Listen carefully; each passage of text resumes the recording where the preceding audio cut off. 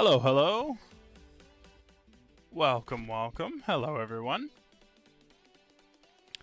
Welcome. Been a little while since I've been on here, but hello. Had some new opportunities come along, so just been taking advantage of all the time that I have to rest up and get sorted. New job is coming, so it's gonna be a long commute, but managed to get downtown today. Yes, we got the overlay running, which is super cool. Got a very special flight for the viewers today. We're going to be doing an airplane that I actually recently watched a video on, and I have flown it in the past. Never really did it on stream here, so we're going to go ahead and give it our best effort. There may be some mistakes that happen along the way, but yeah, exactly. So as you can tell from the overlay that we're running here, we're running Philadelphia Airport to Louisville in Kentucky.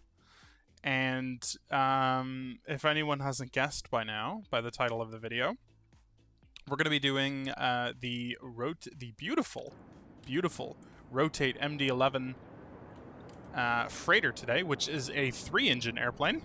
So a little bit different than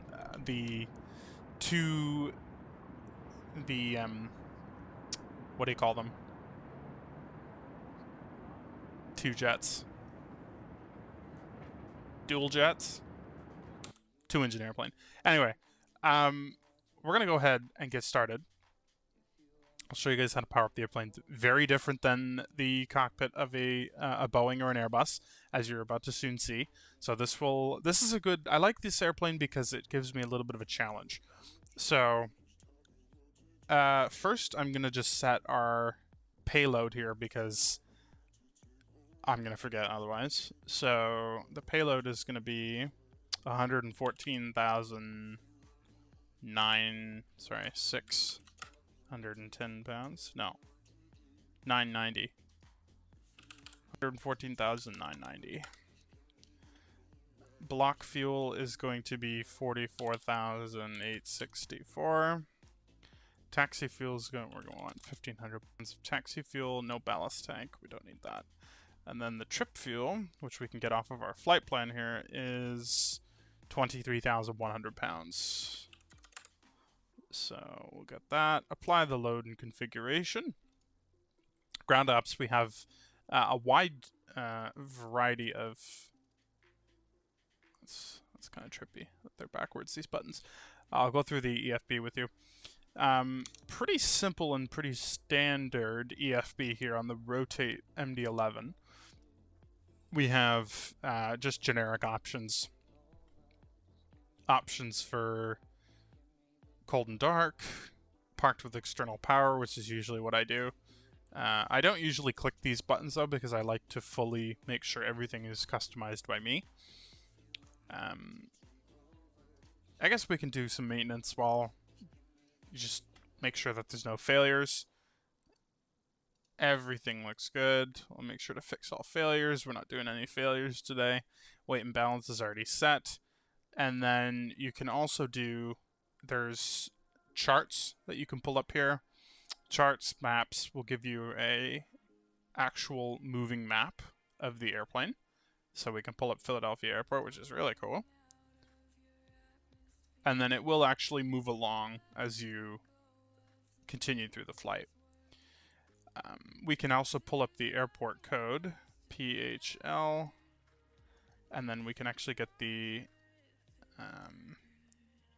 weather information here. Wind is 240 at 8 knots. Visibility. It's a beautiful night to fly. So we're gonna go ahead and I'll show you guys how to power up the airplane, and we will get going. Is that a Pepe on a toilet? A Pepe emote on a toilet? I feel like an old person trying to figure out what all this stuff means. Anyway, let's get to the overhead panel. I can't see anything, so I'm going to whip out my flashlight real quick. We will get battery. And we're also operating this with the BSS sound pack, if I'm not mistaken. Autopilot. Emergency power is going to go to arm, and then we have external power, so we will get that going here. Floodlights, panel lights, and we can get rid of this flashlight now. So, as you can already tell, the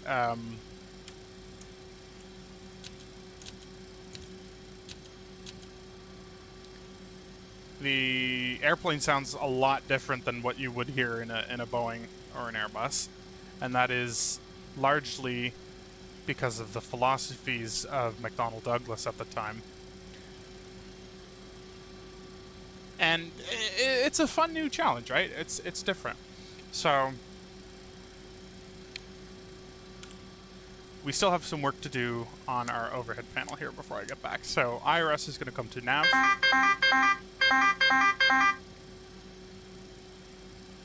Okay. Emergency exit lights are going to arm. No smoking. We'll just turn that on for now. And then we don't have any air conditioning at the moment, but that's not really a problem. Fuel is loaded into the first, second, and third tank.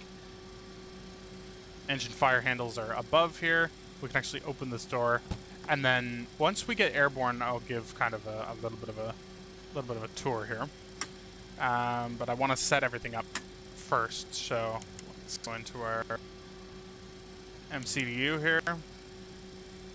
IRSs are in a line. We've got the lights set, so that's good. Come back here, and then, yep, I actually have mapped that. Okay, so, line IRS. We are doing that. Flight plan initialization. What we're going to do is initialize the IRS. That's what we want. We are going from Kilo Papa Hotel Lima to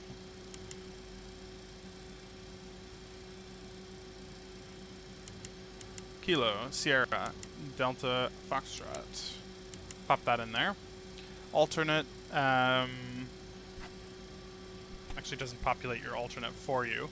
Alternate is going to be Cincinnati, so KCVG. Kilo Charlie Victor Golf. Flight number, we're going to be UPS Flight 1193. And our cruising flight level is going to be 36,000 feet. 360, which is, I believe... Oh, we will have to just a step descent at a waypoint called Flirt.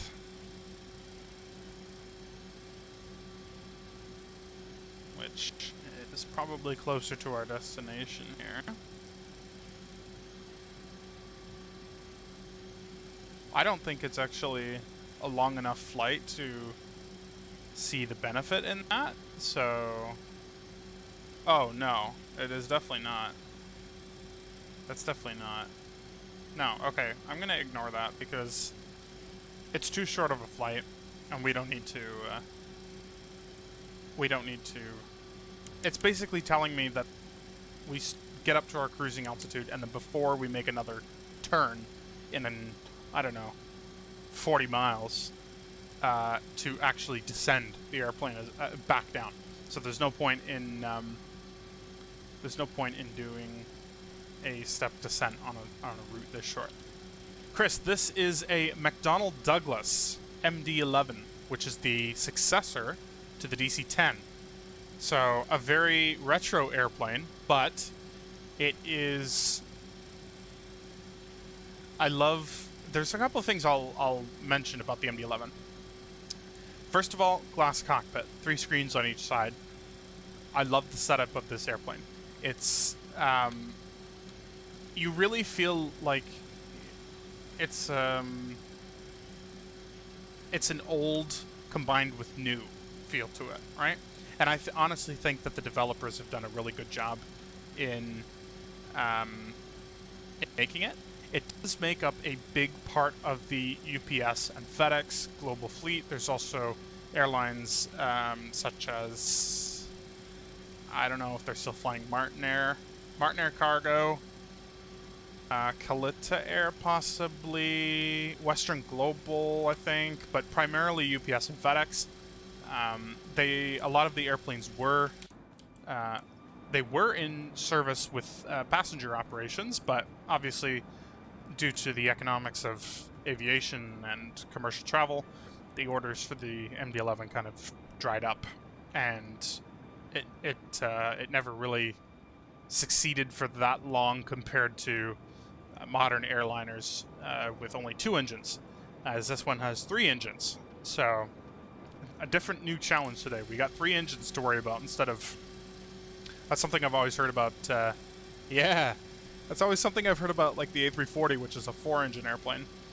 Is that pilots on the A340, they're like, oh yeah, it's just another thing to worry about. But I think it's cool. I love the A340. Okay, so let's go back, and I just want to check all this information here. Taxi fuel is going to be 1,500 pounds. Block fuel is 44,900 pounds, which is what we have. 44,864. There is a bit of fuel in the ballast tank. Don't really need to plug in information here. Ballast tank is going to be at 0. This is for if we want to dump fuel, which is what we don't want to do. Freezing temperature for the fuel is minus 40 degrees. So let's go ahead and check our flight plans. So already you guys can see that this, compared to my other videos as well, is a little bit different than the FMC from definitely different from an Airbus. But I find that airplanes that had kind of a... It must be the manufacturer of the FMC. I have no idea who it is. Collins or Honeywell or one of these things, probably Collins. They all have a similar look to them. So from that time period, this one in particular, if you look to the era of like 1980, 1970, probably the 80s, that's when the Boeing 757 also was released, and the 767, which the 767 also was a direct competitor to this aircraft here. They all have a similar FMC, as well as the Airbus A310 and A300. They all look like this. In fact, they're almost identical to this. So when the Boeing one, I think, is a little bit different because it's a little bit more streamlined. This one is very... I don't know. It's just an custom taste. Yes, there was. And there actually is still a UPS MD-11 parked at Pearson.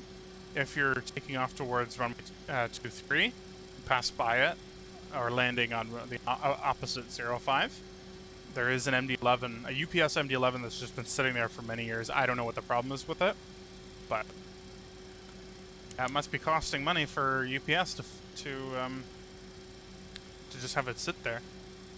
Okay, so we'll go ahead and start programming our departure from Philadelphia. So we're using the Philadelphia 2. I have something different. I have Philadelphia 4 departure, but there's really only one departure, so this literally has to be it. Oh!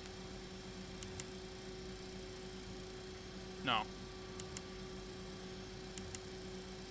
Did I have 4? Or am I tripping?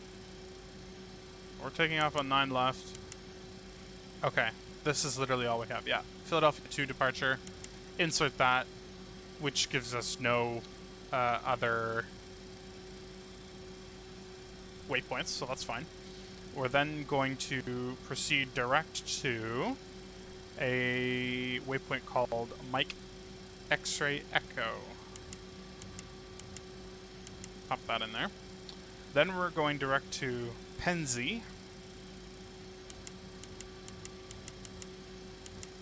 City. Then we're joining an airway.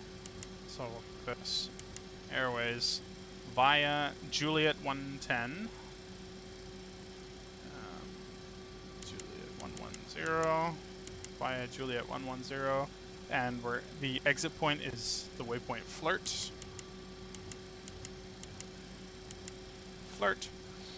And then we are proceeding via Juliet 6 after that, airway Juliet 6 to Hotel Victor Quebec. That's the exit point, BOR beacon somewhere. Then we're joining another airway, Quebec 68. And exit point is going to be Yawkey. I-O-C-K-Y. Yawkey. And then we'll insert that information. Make sure that looks good.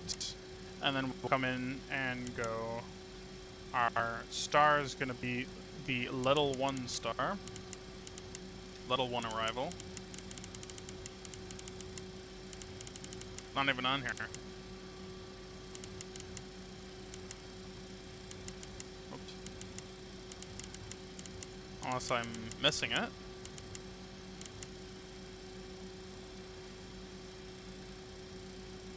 I wonder if the AirX cycle is not as up to date. Could be. That kind of puts a ILS 35 left is what we're looking for. I might be missing something, but I don't think I am. Okay, let's just see for the Little 1 arrival. How do we not have this? This is weird. This kind of stuff drives me crazy. I don't even... We have to fly it without a star. That could be a... That could be an option as well.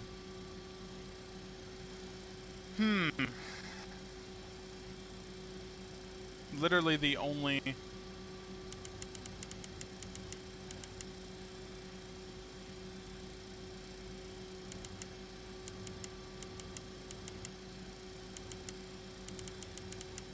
That's so weird. It's saying 35 left can connect to the Cherry 4, Damon 5, which I don't have that on here. How about this one? How about this one? Oh, jeez. You know what? Okay. I might take out one. Okay, I know what we're gonna do. We're gonna improvise. We are going to fly. Whoa, that's so... Oh my goodness! An extra 77 nautical miles added onto our trip for no reason. Because there's a problem with the information in this. I don't know if I can take that. I might just have to proceed direct to Model 1 arrival. Yawkey transition. Bourbon. Why is it not here? That stuff like this drives me crazy.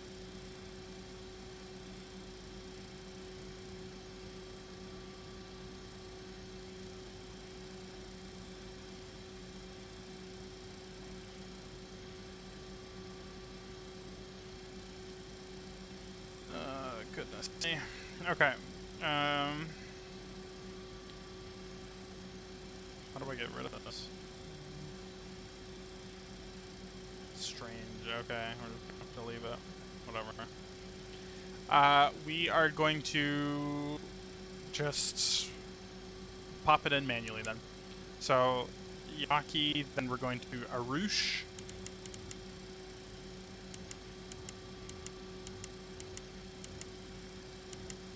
There must be an update. There must be. I must be missing something here.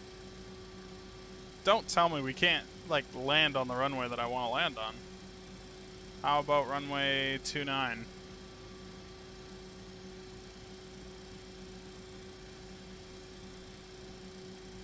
Okay, you know what? What do I have available to me? That's what I really want to see.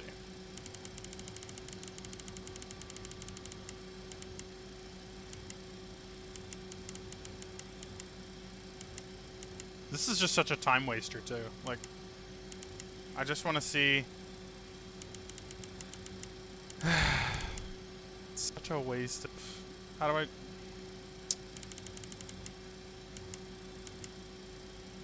Star. That's it.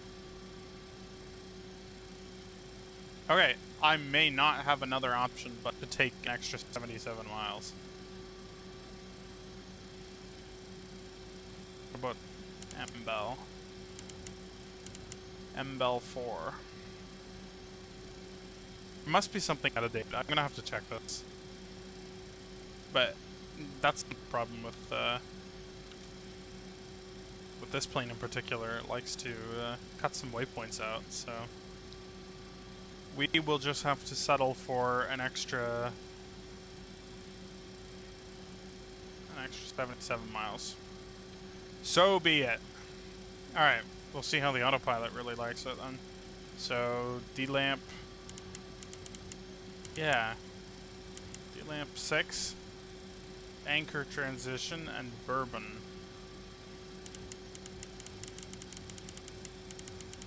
Not even going to give us an option for it here. So...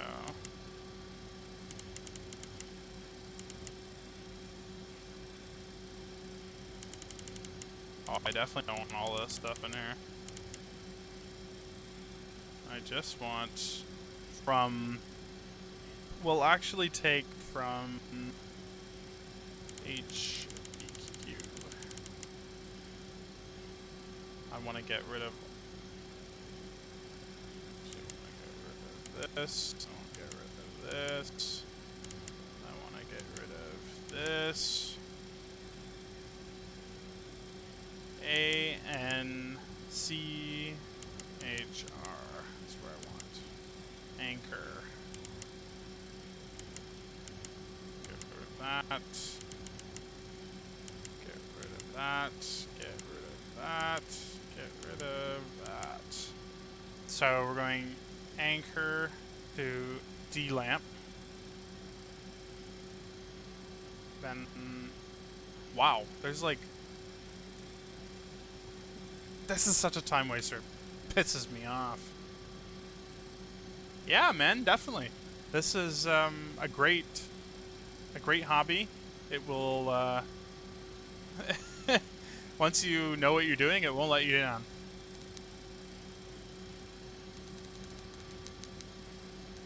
Okay, this is so strange.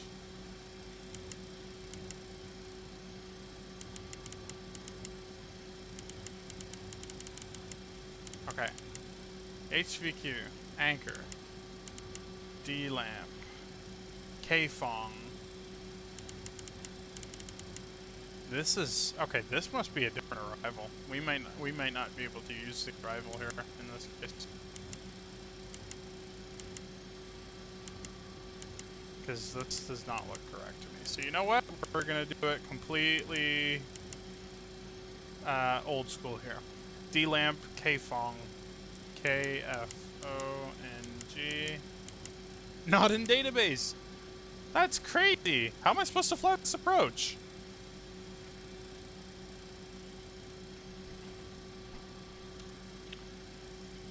Fun story.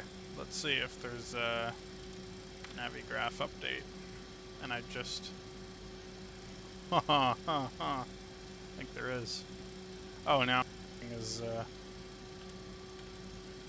Navigraph Data Manager is what I want. FMS Data Manager. Don't tell me. Because I didn't get an email about it. I usually get an email about all this stuff. 2509.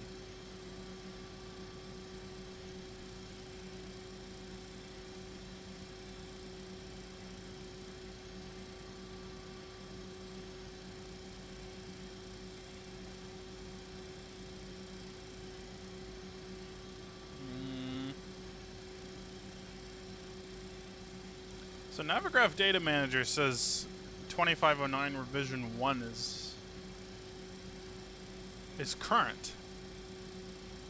But on the other hand, Navigraph on Microsoft Flight Simulator says 2509 revision 2 is current. Well, that's kind of a problem.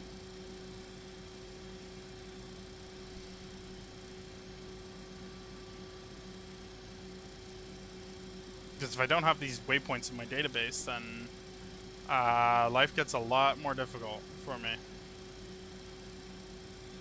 I suppose we always could just go direct to, and then go direct to the ILS, ignoring it, and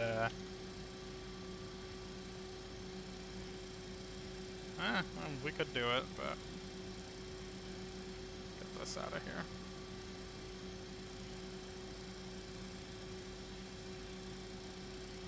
I'm trying to think of what to do. In that case, let's just go... You know what? Here's an idea as well. We don't take a star at all. We take... we get rid of this. We get rid of anchor. We go HVQ, then we go SPA.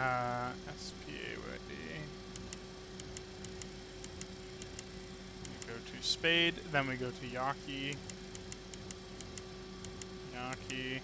And then we just go for select the ILS. I don't want that clear. Yeah. Insert ILS 35 left, and then we connect Yaki to. We just get rid of the star entirely. So, which will work because we don't have traffic, so let's just get rid of the star. I will have to figure something out in the future. And then we connect Yaki to Bourbon. B-R-B-O-N. B-R-B-O-N. We connect Yaki to Bourbon. How about that? Look at that. That works. Okay. Then we're doing Bourbon. And the next waypoint is Redbird, which we have. Ali, which we have, which is our final approach fix. And then KNNOX. Cardinal. Bar, which was supposed to be at 1,360 feet roughly. Which, in that case, we should have the ILS by then, so. Okay. We're just going to ignore the star in that case and take it like that. We'll fly manual for a couple of minutes getting out of... Oh, damn it. Yeah, fly manual for a couple of minutes getting out of Philadelphia, and then we'll just vector ourselves onto the correct heading. Okay, so that could have been an easy solution, but I made it more complicated because I wanted to fly a star. But I'm going to have to check that information because obviously there's something wrong with the database. So, let's see. Altimeter, we should set the altimeter before I forget, which is going to be 3003.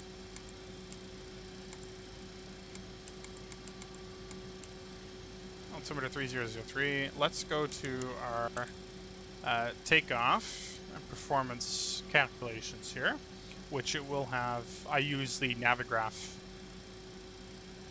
SimBrief takeoff performance calculations, so that's good. We're going to be using full power departure, so flex is going to be no flex. I don't know if yeah, it might not even need that. Might not even need that. Okay.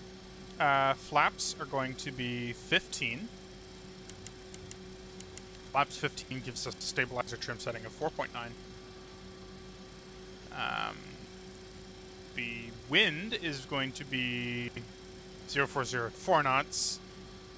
I don't know how to find the slope of the runway at this point. That's probably on the charts. Taking off on 9 left because it's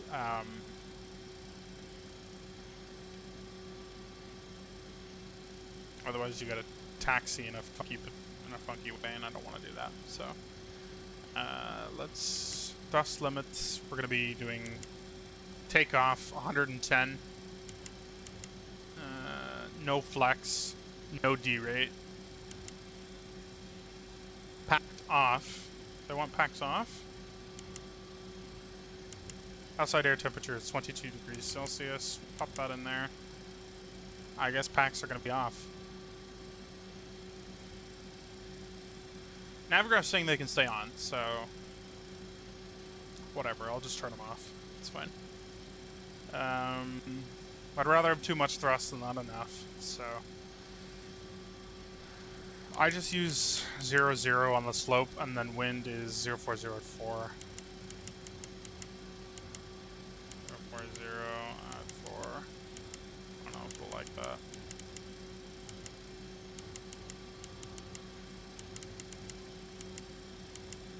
They don't like that? Oops. Not what I wanted. 0, 4, 0 at 4. Okay.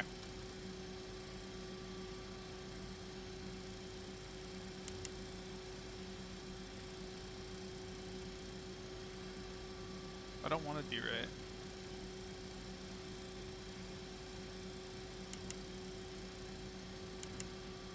Manual, yeah, that's what I want.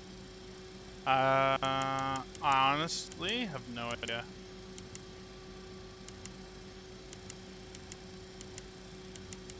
Why can I never set this?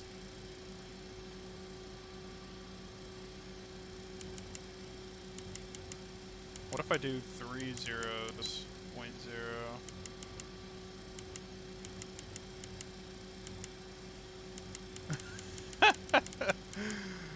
Oh, jeez.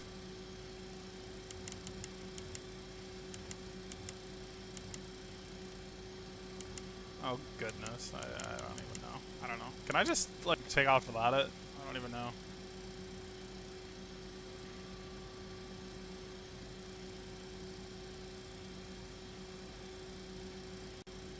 Oh, okay. It's a common question on Google. Oh, interesting. Slope slash headwind component or slope slash tailwind component. So 0 followed by a what do we have for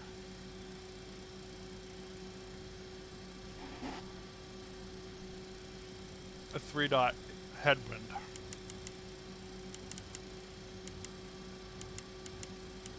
Aha! There we go. Okay, it's these little things that stick out at you. Okay, so flaps 15. 136, which is pretty accurate. Okay. 130. I want 135. 150, which is interesting. And then V2 159. 159. Okay. That is set. No flex.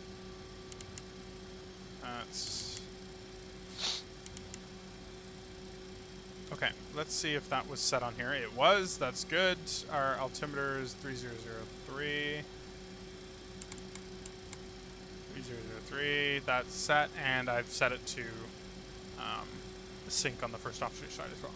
Okay, so this is coming along nicely. We're gonna clear this, come to flight plan, let's set progress for the first officer.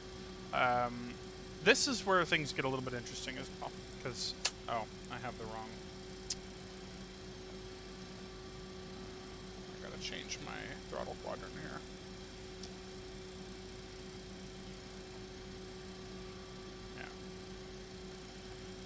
Engine 3, whoops. 2, and 1. And let's just block this off here. I can never remember that. Okay. Yeah, looking good. Okay, so here is where we this differs majorly from Airbus and Boeing, because you always have some sort of predetermined setting that Boeing will give you or Airbus will give you, and then it will set the trim for you.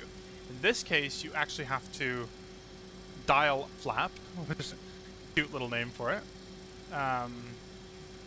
We are going to be at flaps 15 for this departure, so you can actually custom set the flap setting. So when we move the flap lever to takeoff position, it's actually going to come to around here. So that's pretty neat, in my opinion. That's something different, that it's a little bit more, different than Boeing and Airbus have done. For squawk code, we'll use 6351. We'll get the seatbelt signs on, and we are pretty much ready to go. Let's. I'll just show you guys as well, because I can't do it while I'm in the air. The fire test, which again is going to be sounding very different. Cover your ears. Volume warning.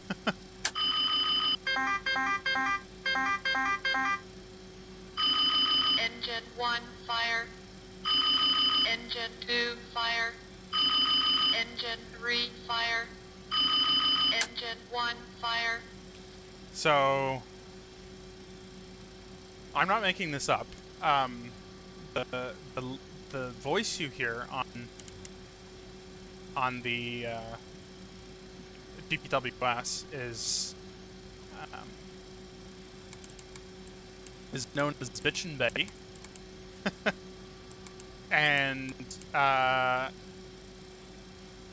it's sexist. Yeah, it's not nice, but that is an old military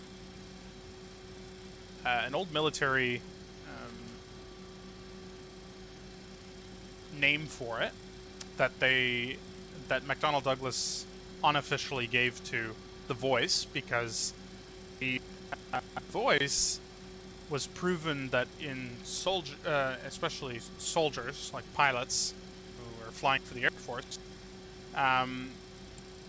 they had a better tendency to listen to a woman's voice than a man's voice for commands to immediately tell the airplane to do something.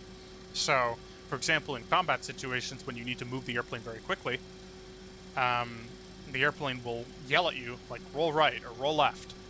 And they found that a woman's voice is actually more receptive by male pilots than the other way around, like a men's voice to a male pilot. So, McDonnell Douglas, Betty is terrifying. And you'll hear Betty throughout the flight. She'll give us little call-outs, and she is a little bit scary, but it's not as nice as the Boeing and Airbus voice.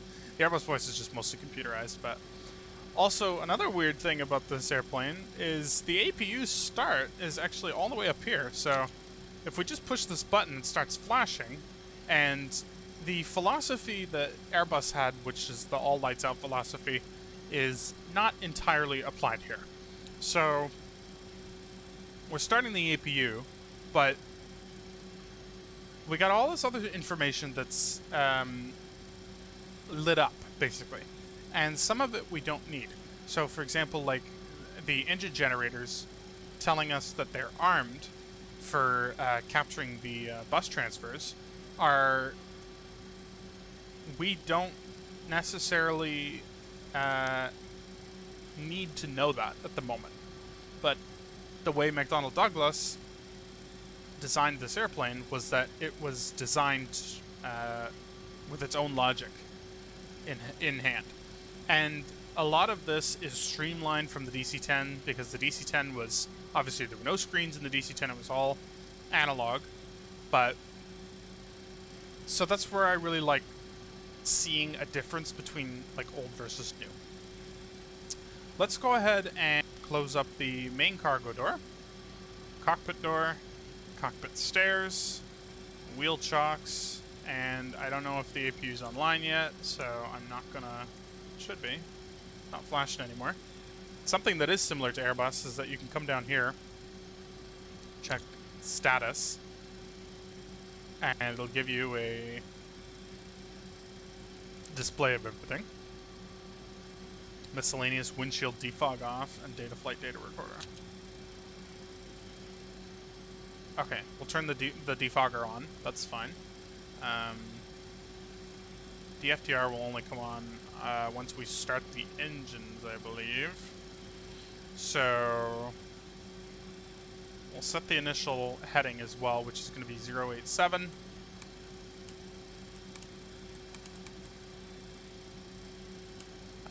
We have our V2 speed 159, heading 087, and climb and maintain 6000. So that is set. Let's see if the electric page will give us any information. And again, all these screens that you can investigate the... Let's turn the APU power on. External power goes off. So again, that's the difference between the Boeing and the Airbus. Once you don't actually need to connect the APU generator. It does that automatically for you, even in a lot of Boeing airplanes as well. So, for example, if we had just... Now we're on extra... You actually have to carefully manage the network of the systems on this airplane. So it can be a little bit tricky to fly. So, for example, if we just switched off APU power, the bus ties go out, obviously. And if I also switched off external power, the airplane would completely shut down. So I don't want that. We'll switch on APU power, switch off external power. That external power light will go off, and then we can go ahead and disconnect the ground power. Now, we will secure the flight deck just because that's law. And we are pretty much ready to go, but now we will configure the air conditioning, which is going to give us the APU bleed. Pack 2 is going to be on. I guess Pack 1 and 3, you can kind of hear the air conditioning going on. Now they're coming on. That's good. Fuel pumps. The fuel pumps, on the other hand, is giving us a manual system override, but I don't want to do that. So I think those are actually managed by themselves, which is good. So next I am going to just... I don't think we even need a pushback. I think we can actually just start the engines. So we will switch on the beacon light. It's going to be quiet outside because I don't have APU sounds turned up. But that is fine. We will go ahead and start engine number 3. Feels weird to say. We'll start engine number 3. Now, the engine start sequence on this airplane, again, is a little bit different. So, you obviously have the N1, EGT, and N2. Just giving you generic information about the engines. But there is no starting switch. In fact, they are buttons down here you pull out.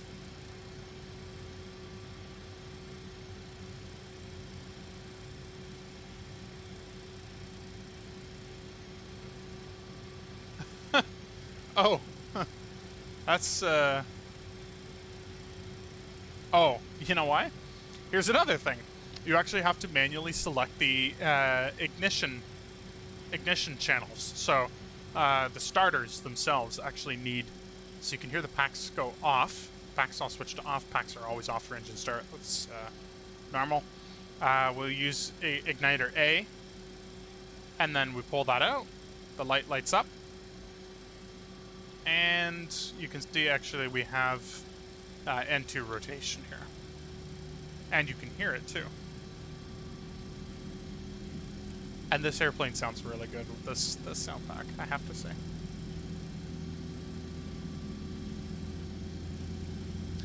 And we're at 23%, 24%, 25%, give it fuel.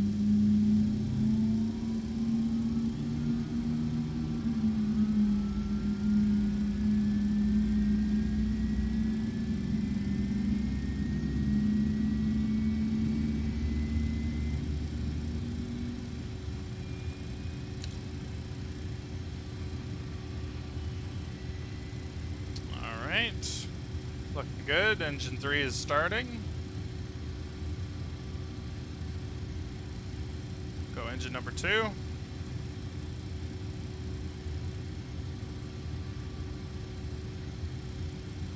In theory, I probably should have started 1 and then to keep the fuel balance, but yeah.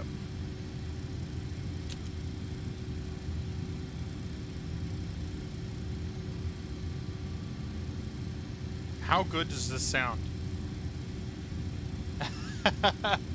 Yeah, I thought. Oh, geez, they just sound so good. What are we getting? A message here? Check weights.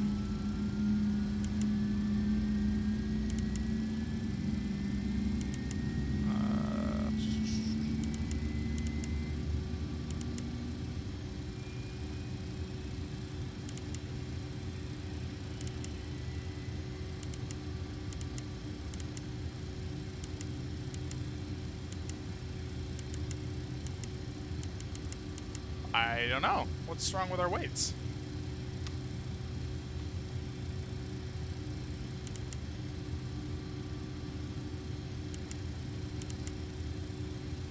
Don't need that.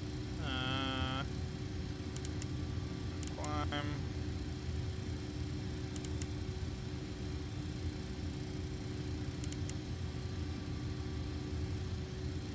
Selected cruise, optimum, max flight level. I guess we're missing some information here, which is probably, well, it is my fault. Cruising levels, position ident, that's fine. Weights.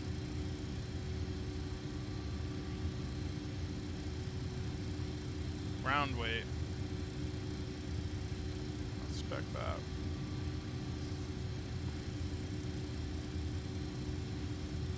I don't know what's wrong with it, but does it give us? Yeah, it gives us flight plan information. Okay, let's just start engine number 1, so we don't get any balanced fuel, unless this is like referring to the center of gravity, like the stabilizer.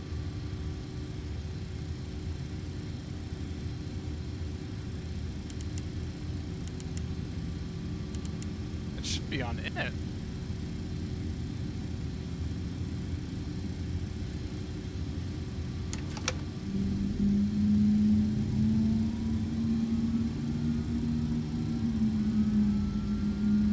Optimum max flight level. Check weights.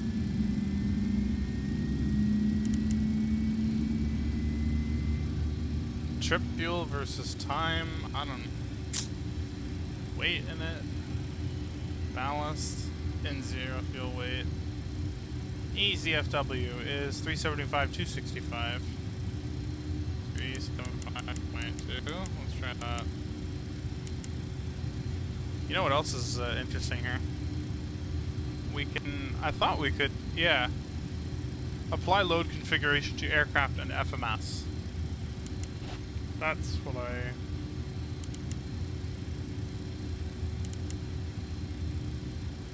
check this real quick. 135, 150. Oops. Yeah, I'm out of practice with this thing, as everybody can tell. And then 159, 159. That's as good as we're getting it, okay? CG disagree. I don't know why we're getting that message here. The stabilizer trim is going to be 4.9, so we'll take this, move it to 4.9.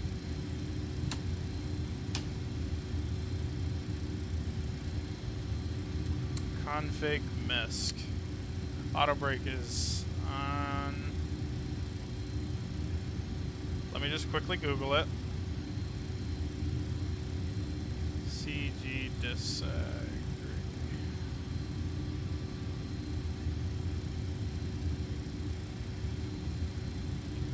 Probably means you copied center of gravity from the...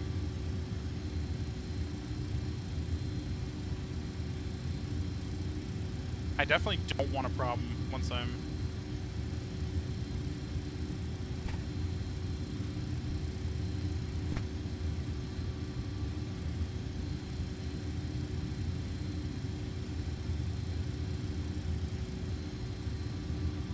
Oh god. Just tell me how to fix it. TOCG. Let's see. What are they? Oh, trip fuel.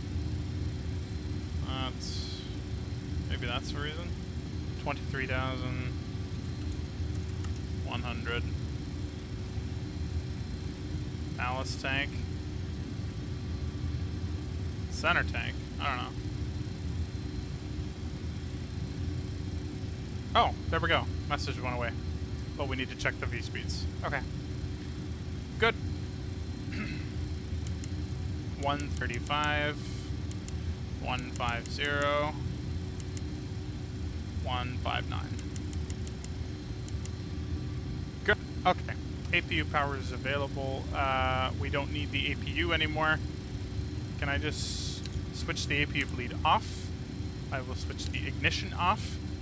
Engine ignition not armed. So they want the engine ignition to be armed for departure. Okay.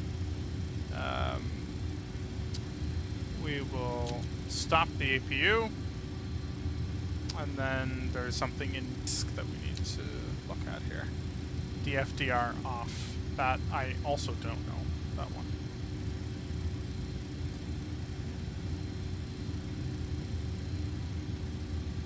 Let's see.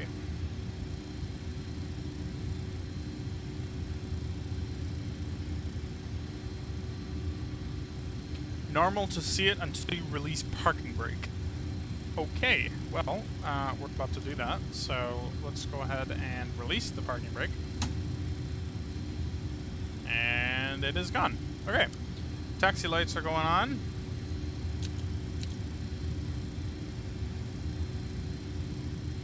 And we are moving, so let's go to the left here.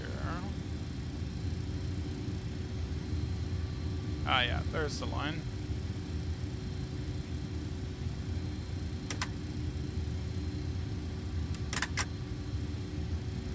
I'll turn my landing lights on to find where I'm going.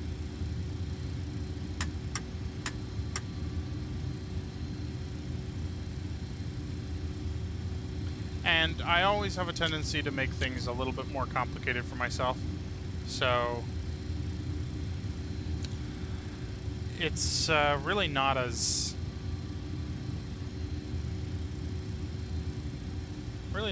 bad as I like to think it is sometimes. So what I mean by that really is I usually think the systems are a lot more complicated than they actually are. For me, anyway.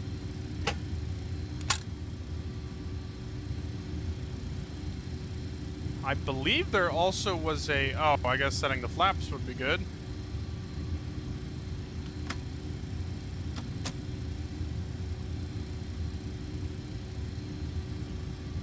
Set the flaps for takeoff. Flight controls as well, which is going to be under config.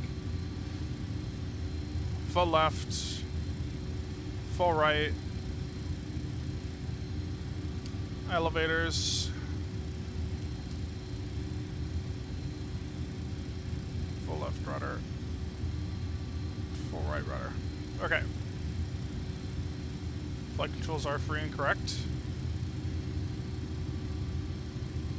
I'm just going to leave it like this. We'll just manually set the flaps.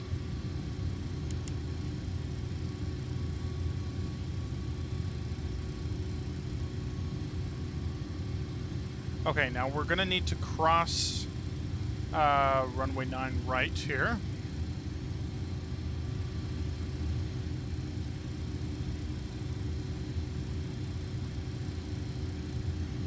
Of course, fly this airplane on a regular basis, either for FedEx, UPS, cargo, whatever.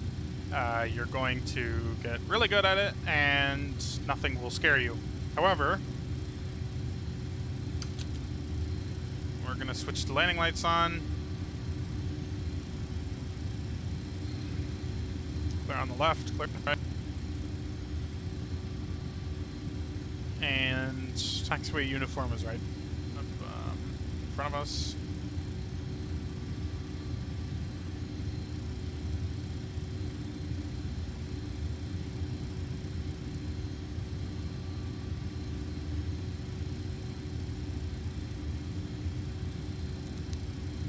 Okay, well, armed takeoff, nav armed. Profile, arm profile as well. So that's basically like their version of LNAV and VNAV. And then the auto throttle in pitch mode, I think. No, we don't want that. 159 is what we want to set on here. Yeah.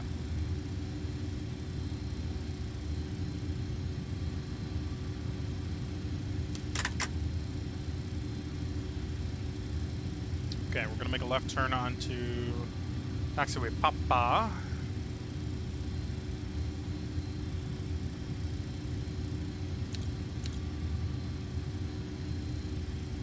Man, it's dark out here. Arm the spoilers. There's a lot of stuff to remember in this airplane. Gives us a... I thought there was a takeoff config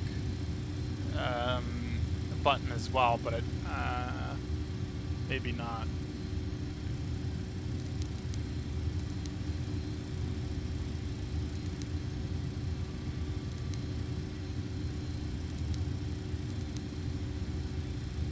Okay, and then once we get to taxi whiskey, which is right here.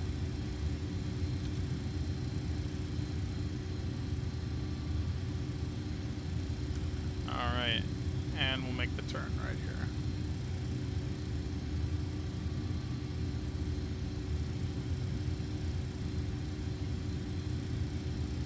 Okay, ladies and gentlemen, spoilers are armed, flaps are set for takeoff, engine ignition is set on A.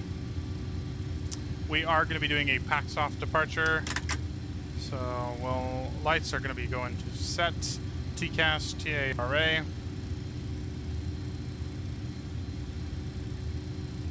And we will switch the...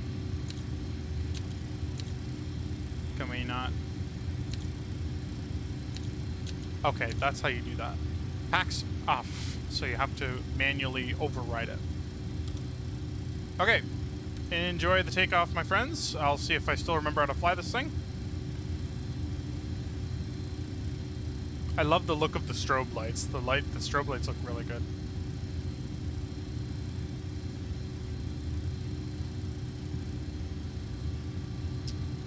Wind is 0404 knots. Runway 9 left, clear for takeoff.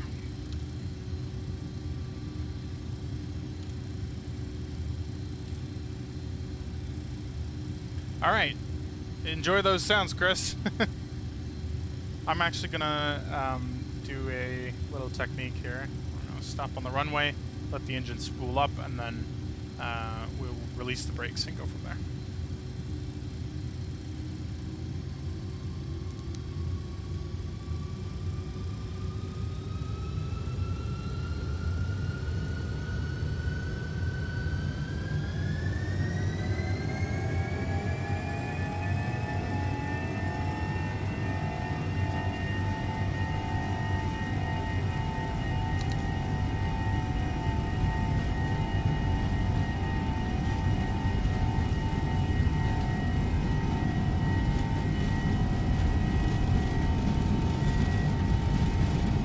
B1. Rotate.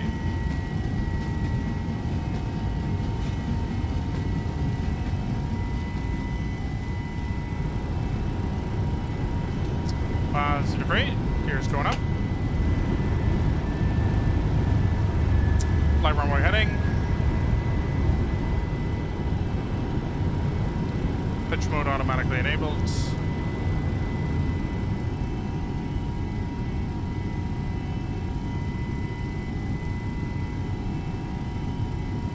Climbing like a rocket here.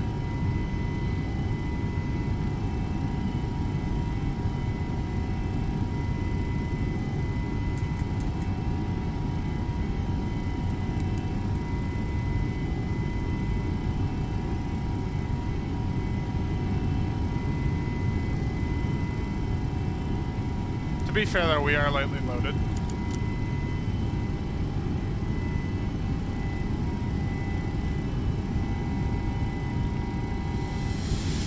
Autopilot is engaged.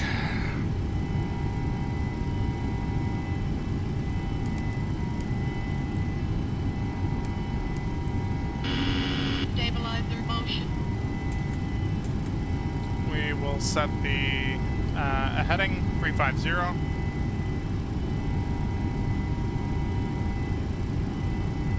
I know there's a discontinuity ahead. That's fine. Altitude. Approaching 6,000 feet.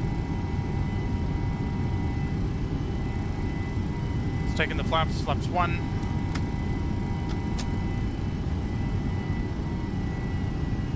Auto throttle's doing exactly what it should. Altitude. There's Betty crying at us again. It sounds so good, doesn't it?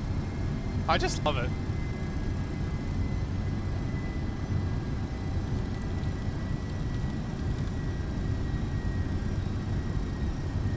Alright, and then we'll make one more final turn once we're out of, right out over the city here.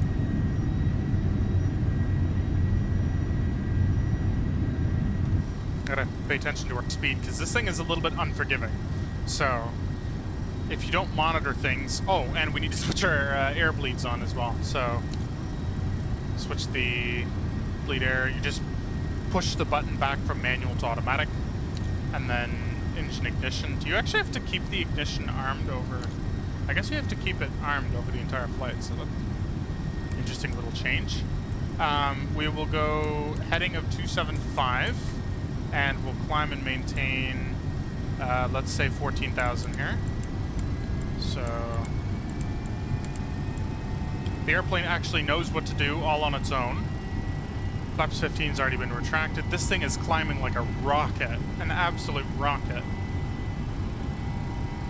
Auto brake will need to come over here and switch to off.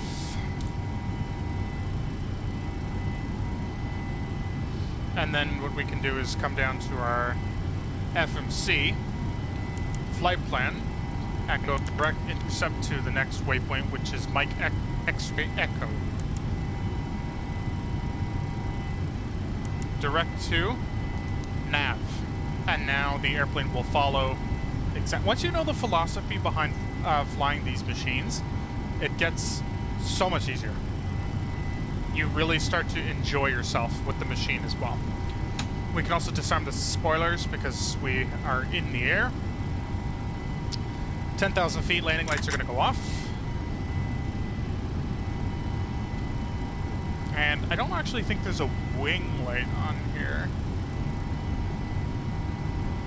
What does this say? Courier. I don't know what that does, but I'm not going to touch it. And we're approaching, yeah, we can really retract the flaps now. So, flaps up.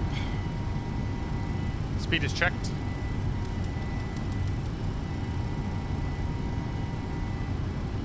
And Chris, you were mentioning it was like a spaceship.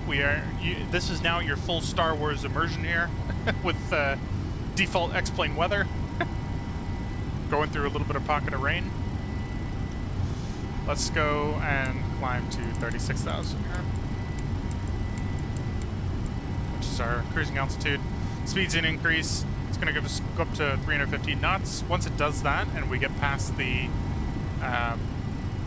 transition altitude, I'll give you guys a little bit of a tour of this pretty neat airplane.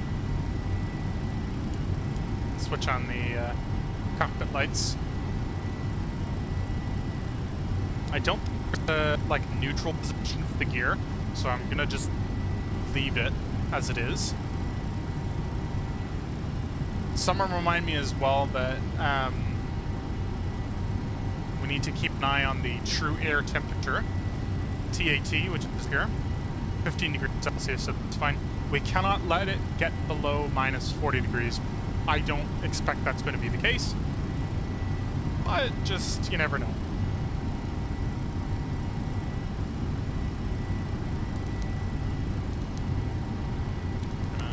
Just increase my range here.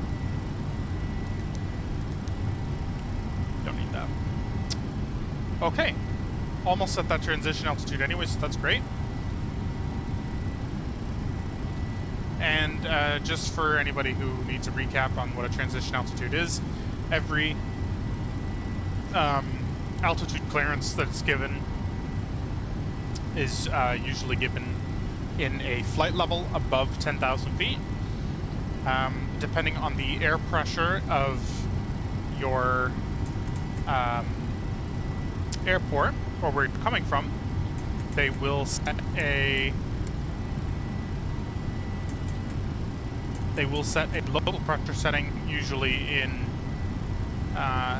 hectopascals or inches of mercury if you're in Canada and the US. In Canada and the US, they have a agreement between the two countries' aviation safety boards that they will only use inches of mercury. So when, for example, you set the pressure, which you can check right down here, it says Q&H. Q&H is your pressure setting. You can change that with this up here. We'll adjust the to get a more precise, or I shouldn't say precise, more generic reading. The purpose of that is that above a transition altitude, you are going to have everybody operating on the same pressure setting. So if you tell if an air traffic controller tells one airplane, climb to flight level 280, that's 28,000 feet, the altimeter on that airplane will read 28,000 feet, but if the altimeter is measured correctly, an airplane that is going along the exact same route, cruising at flight level 360, 36,000 feet, is going to have the same reading. So the altimeters are going to be a little bit are going to be more or less the same for everybody. I got a little bit of turbulence here. I love a little turbulence. I don't know. People hate it. I find it fun. Not bad turbulence, obviously, because that can be scary, but just a little light bump.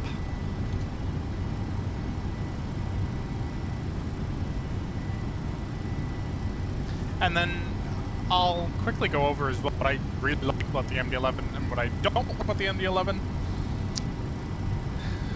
One thing I do like is the glass cockpit here as well. This information is actually very interesting. It's a lot more simplified, a lot more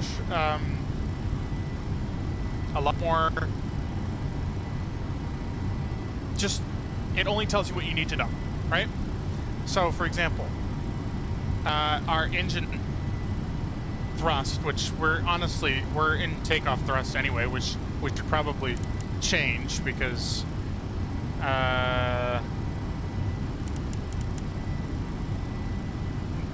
we don't need to be in full full takeoff thrust. That's why we're climbing like a frickin' rocket here.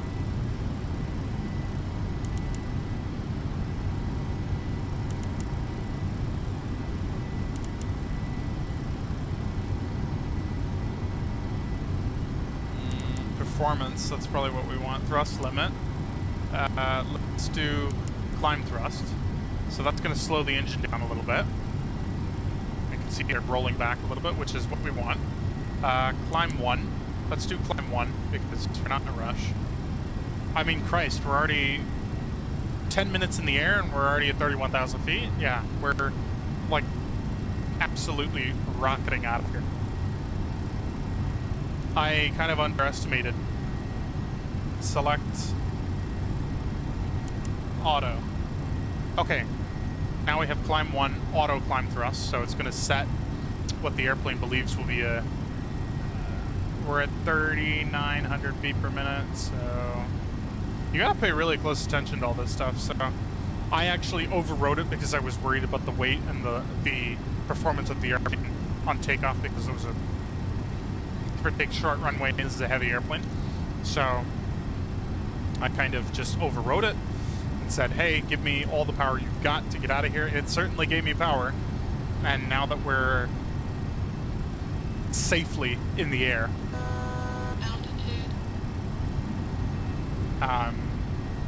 we are fine to switch it back to auto, which means the auto thrust is again going to come back down to a cruising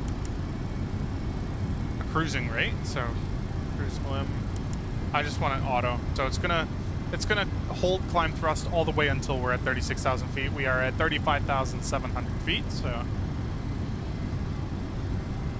And also, one thing I forgot to mention about the the pressure setting is that once every country has their own, and it is based by country, every country has their own transition altitude that they allow airplanes to, that airplanes have to set a local pressure in. So, in inches of mercury, that reading will always be 29.92. In hectopascals, that's going to be 1011 or 1012. So something different, because it's a different reading. I don't usually fly with hectopascals because I'm obviously operating mostly in North America. So I'm only familiar with, at the most, the QNH setting here. QFE, on the other hand, if you look up here, is a... what QNH will do is measure the airport's pressure above sea level. QFE, which is actually used in Russia and China, will give you an altitude indicator of the airport above the field. So the field elevation, which is so QFE. I don't know what the Q would be stands for, but FE is going to be field elevation. That gives you the height that the altimeter is going to read above the ground directly. So, Autopilot. oops. Autopilot. I hit something on my control column. Now you know what the autopilot sounds like, which is scary.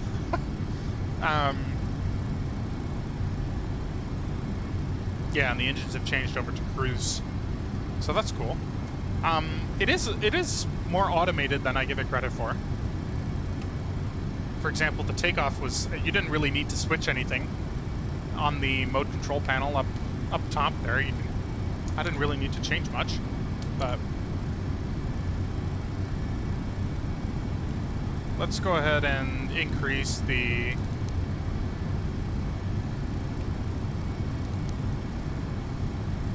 field range for the first officer's display, and then we can go through the airplane itself.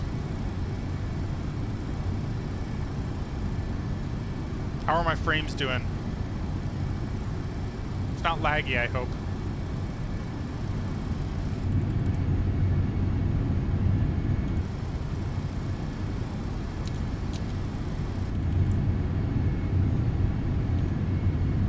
Perfect. Alright, I keep getting warnings on my streaming software that there's a problem with skipped frames. Anyway, yeah, glass cockpit, really cool design. Most Boeing airplanes will have a similar thing, but they actually only have 5 screens instead of 6. So, a little bit more information. I believe you can actually change this screen and this screen around if you really wanted to. There's probably an override switch for that somewhere. I'm not about to. It's probably down here. I am not about to play around with it. The trim, spoilers, flaps. McDonnell Douglas actually made a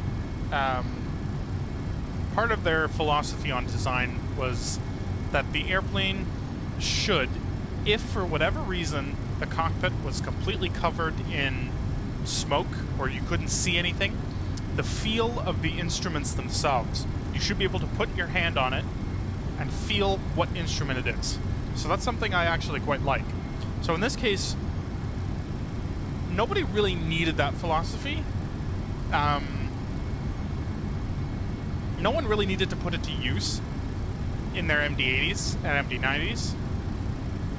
But in the MD-11, they've kind of streamlined a lot of that. So switches, like in the MD-80, which is a 2-engine in the tail, long, narrow body. Everything on the overhead panel, every switch, there's over 100 different types of switches that you can feel in a tactile way, and you you should be, as a pilot, as an MD-80 pilot, able to understand what that switch does. So that's pretty cool. In this airplane, that's not the case.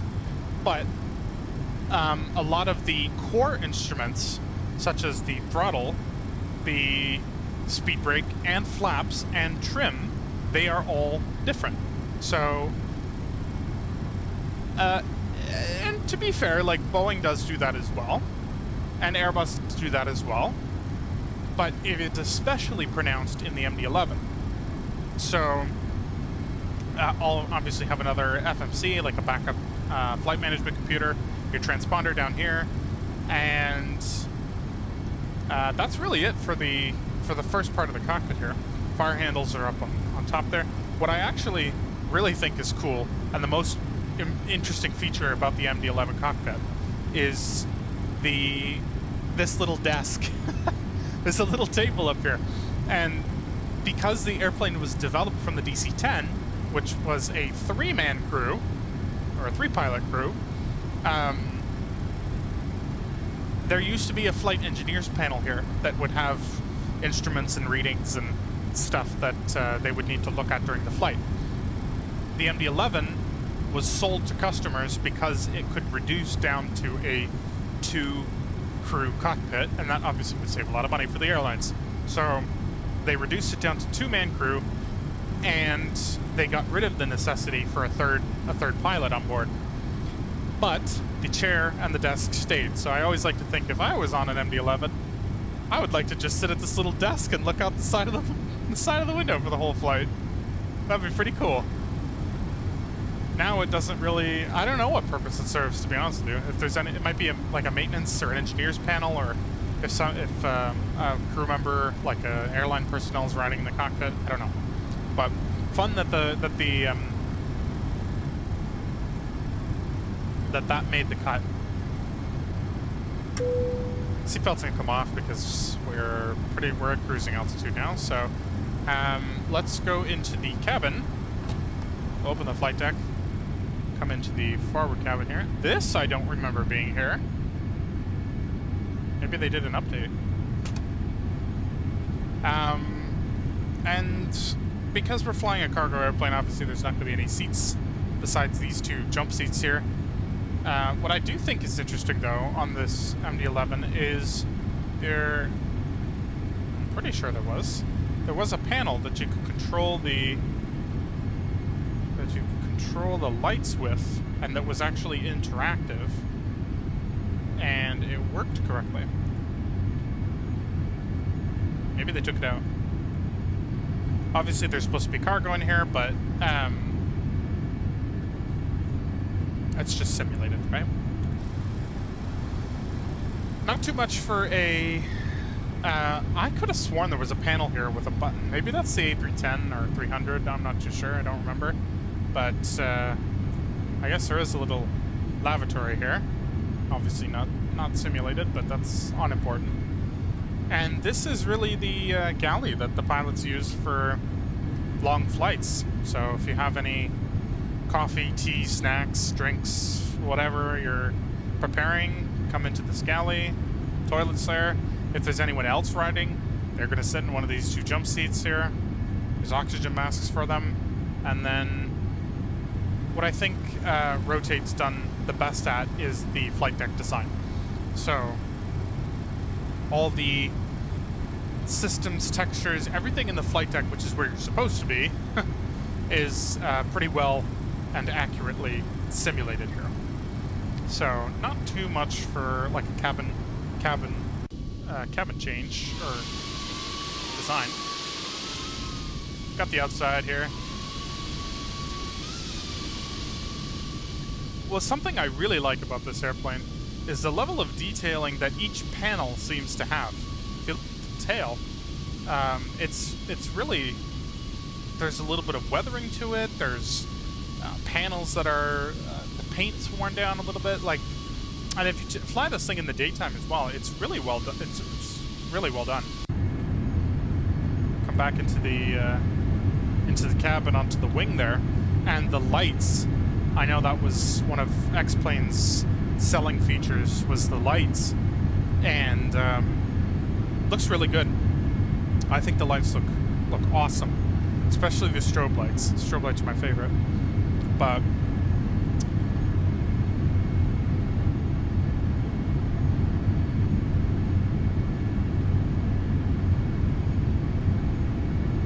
so far so good. We are cruising up at 36,000 feet. Just increase my navigational display there just to make sure I can see everything. Turn the lights down a little bit.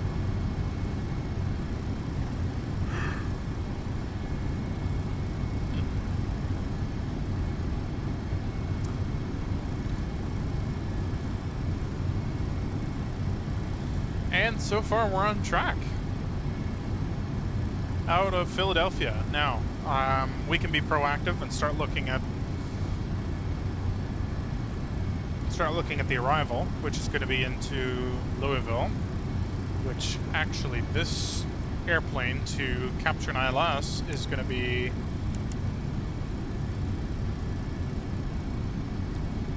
we are going to need rad nav, which is going to we have to punch in the ILS frequency here. On Boeing airplanes and Airbus airplanes, modern ones anyway, the ILS frequency will actually automatically tune based on the database that you have that's concurrent with the airplane's maintenance, obviously. And it should be correct. It should always be cross-checked though. 109.35 is our ILS frequency. The course is going to be 350. So we can actually set that in here. And there is a 4-digit code, IRLI, which is the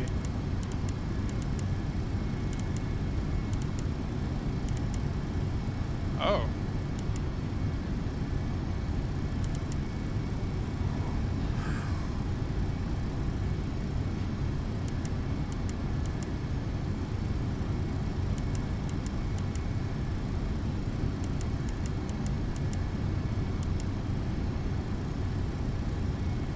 Well, that's interesting.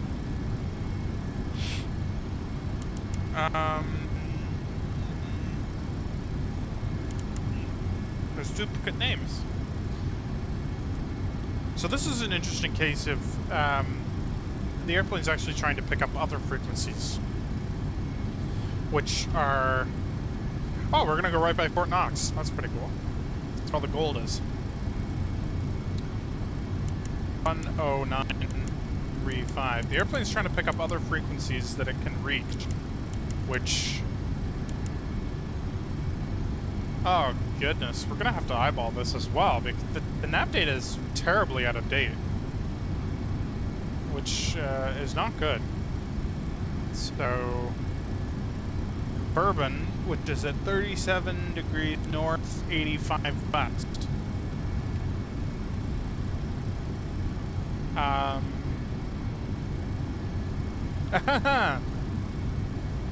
That's bad. 85 degrees west is what we need.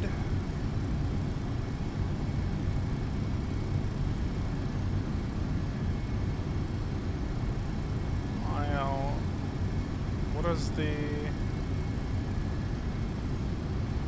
IRLI is what we need.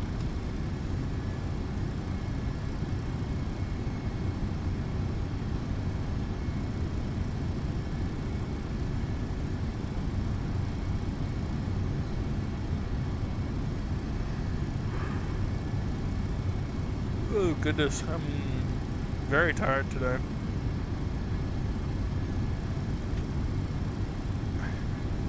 .76 degrees west does not make a lot of sense. It should be 38 or 37 and 85.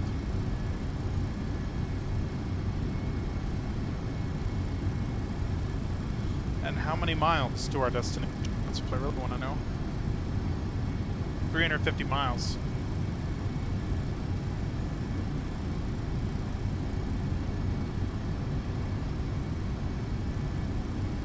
Well, that doesn't help. Turn to nav radio. Why is this a problem?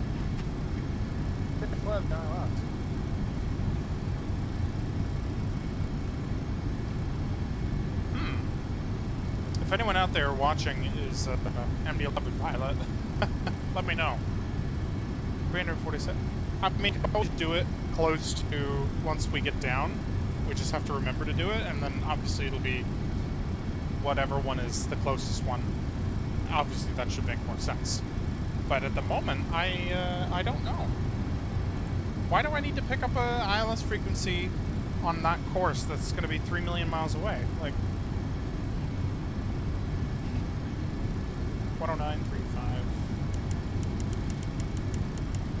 I'm smart, I can figure this out.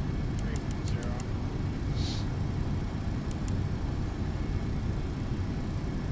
And the thing about this is they won't give you, like, oh, you're off course, oh, you're, you know, it just won't pick up the frequency. Which is a problem, because I don't really want to hand fly the whole approach.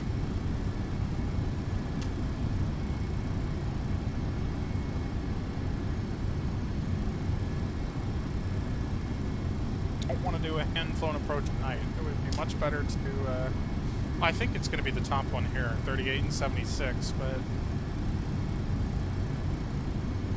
let's see what the waypoints are. 37, 50, 85, 38. It could also be this one as well. IJUH. What if I pick that? What if I just pick this? Yeah, the nav data is so out of date. It's bad, because normally you could just cross-reference it with that, and that would be enough, but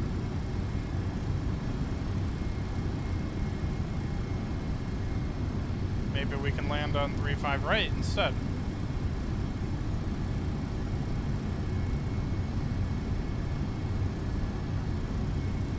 Wow, this is a really labor-intensive flight. I'm not used to this. I'm used to the lazy man's way of doing it.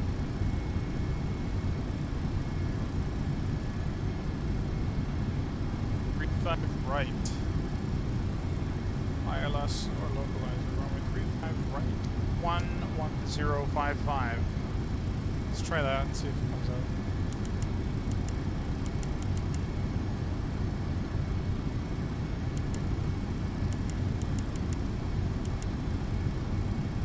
IJJM. Okay, it does have that one there. 38 and 85. We may just have to take that then, in that case. Flight plan. Ah, crap. Now I gotta reset all this information. Alright. Fine. Star, we're not taking a star.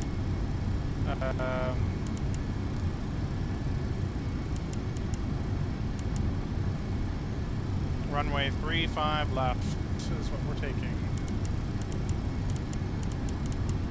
Last 35 left.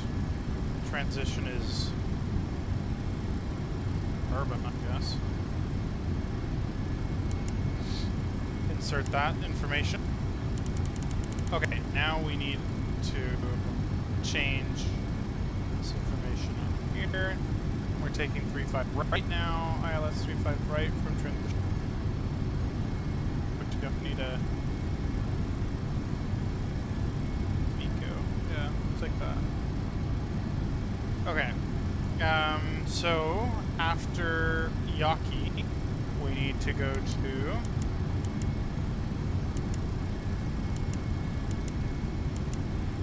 I'll take this out here too.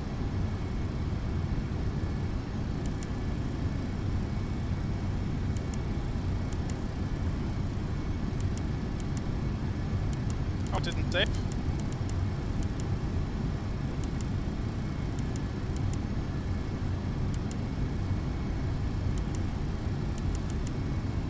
Clear that. 35 right. Insert. 35 right. Okay. So on that one, this is just going to make my life easier when we start the approach.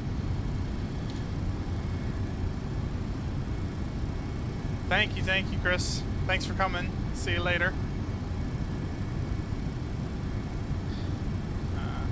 Now, after Yaki, we want PGSUS. No, Miko. MEKO.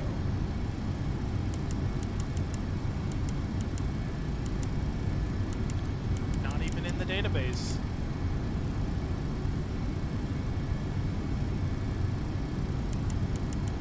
Let's try this one. Not in the database either. Isn't that cute? P-A-R-C-L. Please tell me. Give me something to work with here. Thank you. Parcel, which is our final approach fix.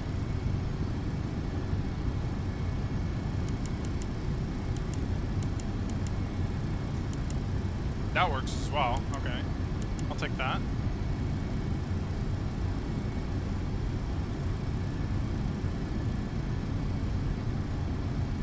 Upsco. Then parcel.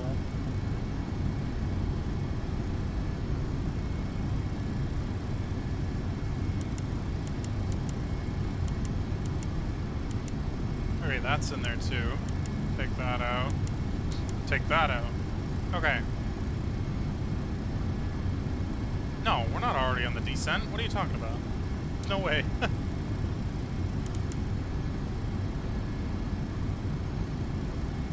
Are you serious?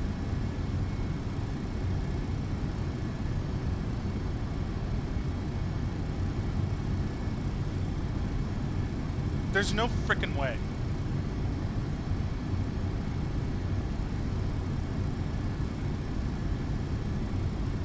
No, I don't believe you. No, we don't need to be done.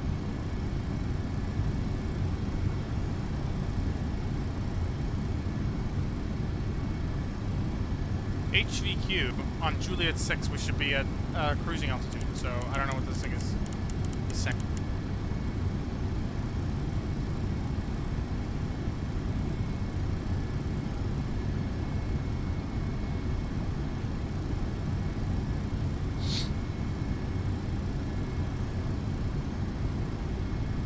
We're just gonna have to do some calculations by ourselves.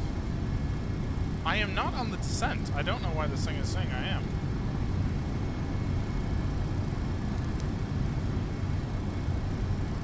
No localizer, no blind sub. It's probably because I put this information in here. Let's just get rid of this and see what happens. That fixes it.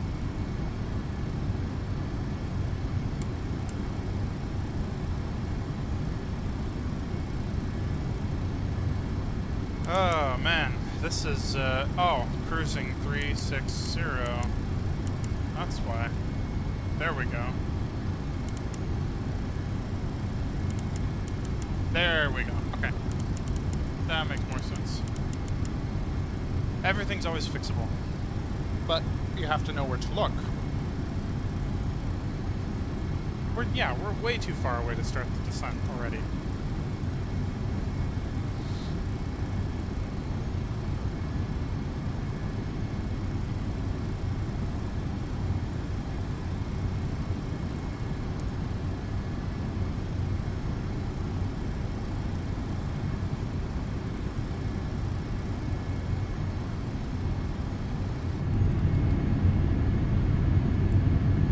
Okay, ladies and gentlemen, I am going to take a quick break.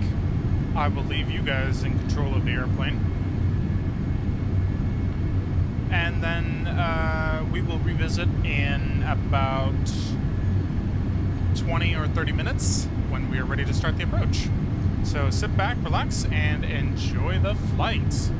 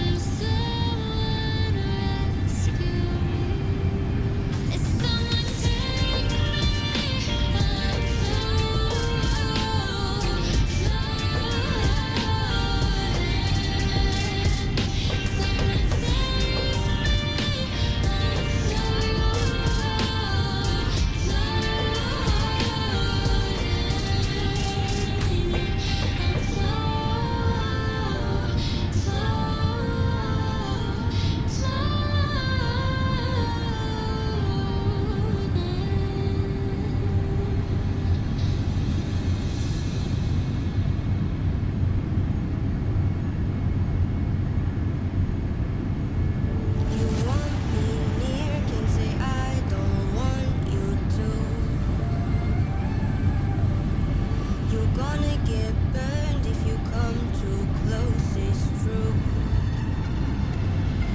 You're the one who lit me up.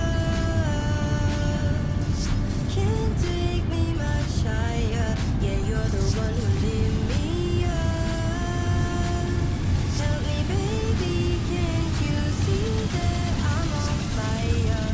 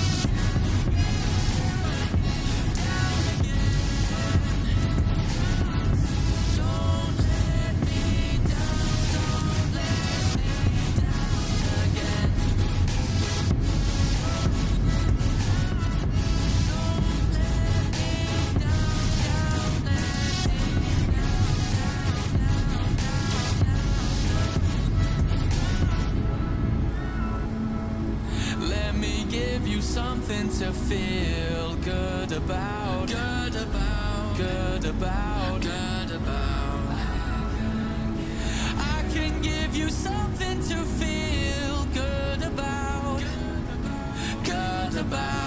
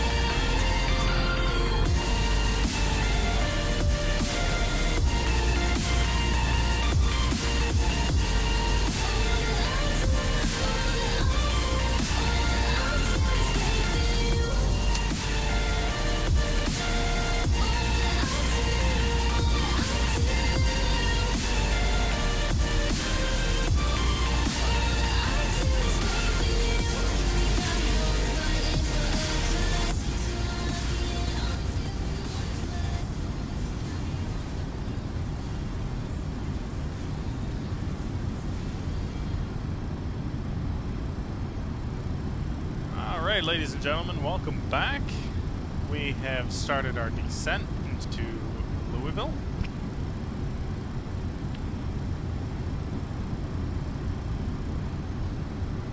Currently at 30,000 feet here.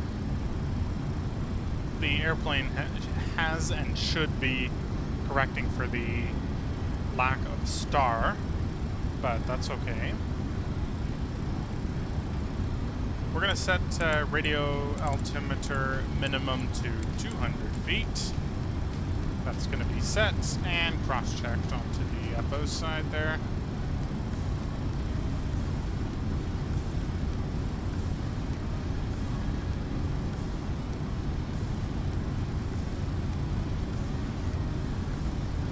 Pretty steep descent here just because we don't have a star. The airplane's trying to compensate for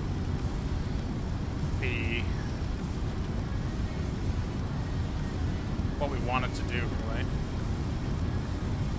But so far the autopilot has managed the profile pretty well.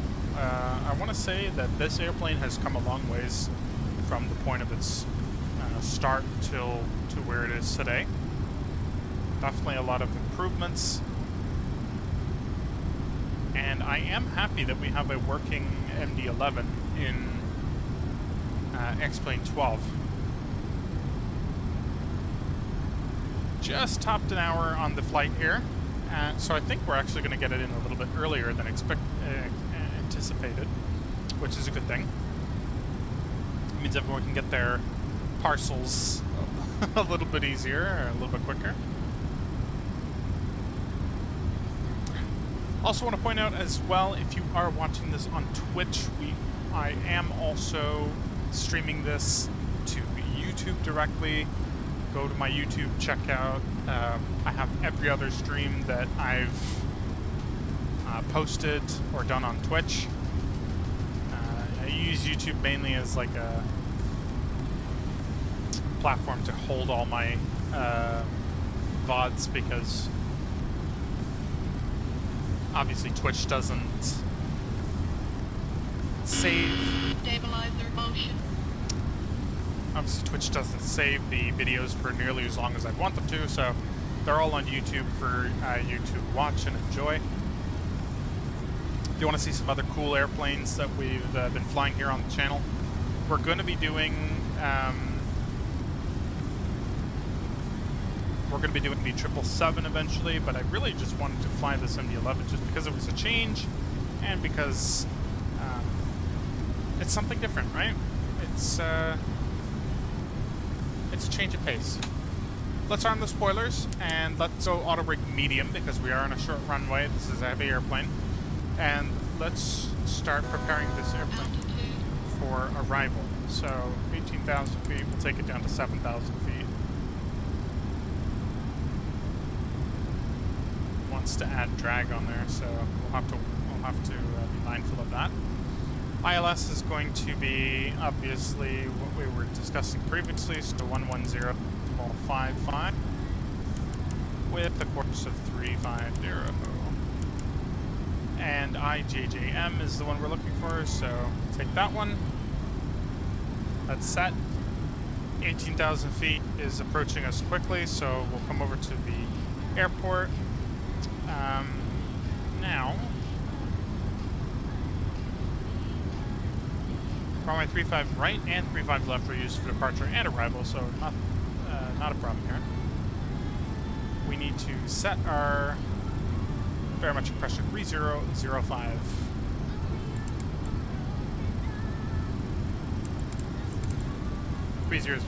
And we'll set it on the standby altimeter as well. Approach. The app is going to be 152. So this airplane actually does take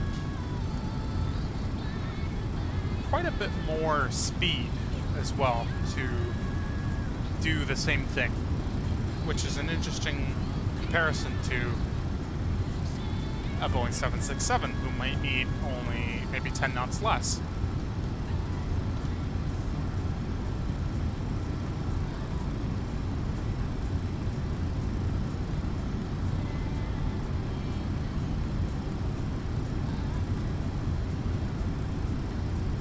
15,000 feet here. We can go ahead and select the seatbelt signs to go on.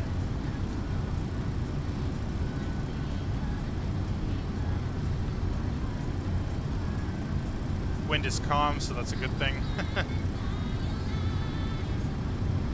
Now, in MD-11 operations, the auto throttle is used all the way until touchdown.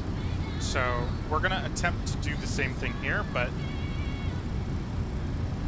there's a good chance that I might want to disconnect it and fly it manually without the auto throttle, because I have had instances in which I've tried to land this thing and it's really not going the way that I wanted it to with the auto throttle. So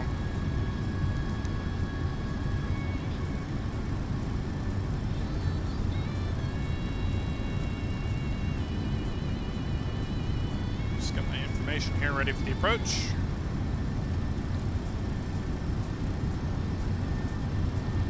So far so good. True air temperature is increasing, so we don't have any icing, so that's good. Because I did have an instance in which there was icing on the wing, and it was bad. It was a bad scene. That's all I'm going to say about that. Mother Nature was stronger than an MD-11.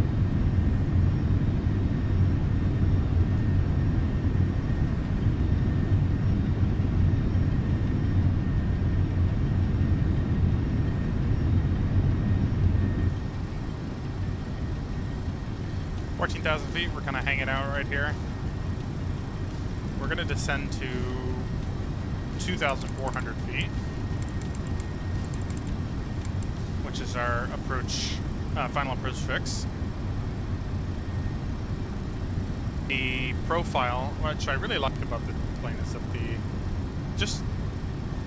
I get that they're similar systems to what I've flown in the past, but for some reason the organization of them is a little bit more, I don't know, rugged, interesting. It's just more fun. I don't know. It's always fun to fly a classic, right?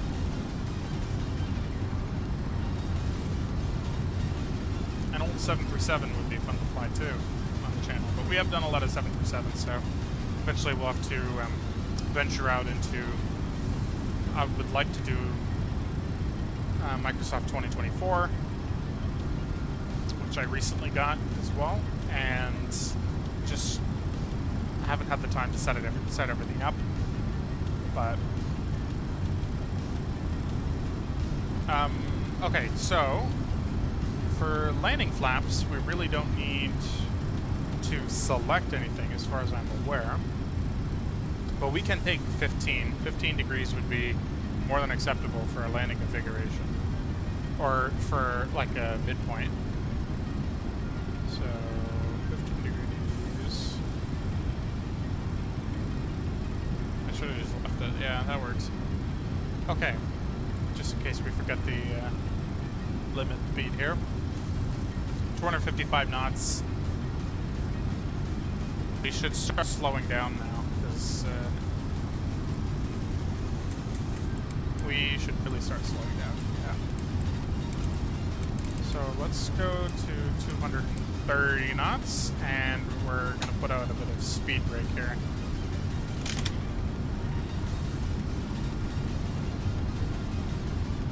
We're going to need more than that.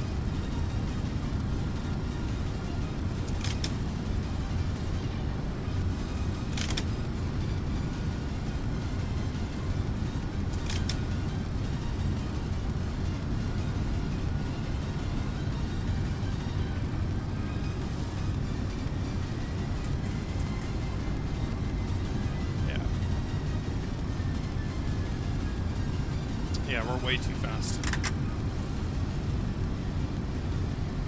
And again, because we don't have a star, we have to manage this closely. So Stabilizer motion.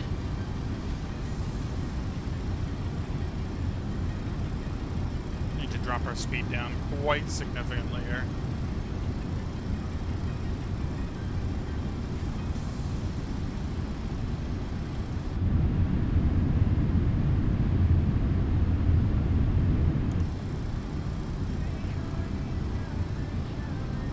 ATC is going to yell at us, but that's fine.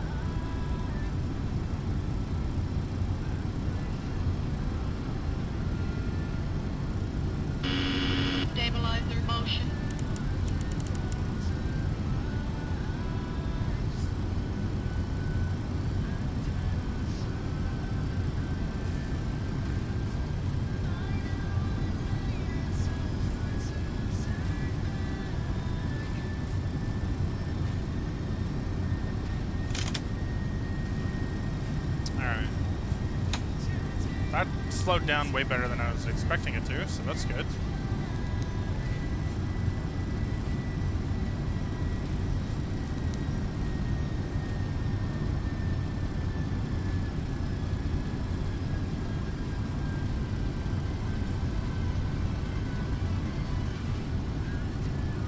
Okay, and we're going to be at 4,800 feet to take a shortcut in, so...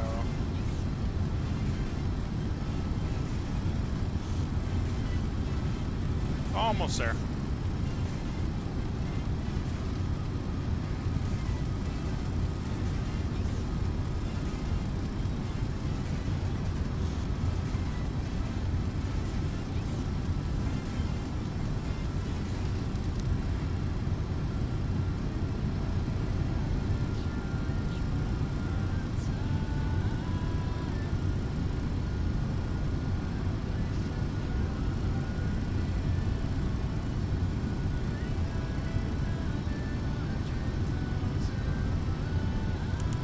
Direct to Pegasus.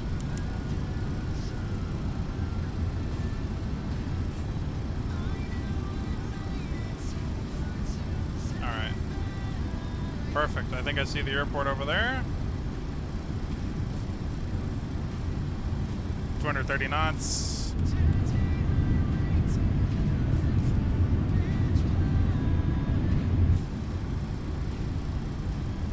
And just a reminder as well, you will be able to catch the landing on my YouTube channel. It'll be up in a couple of hours.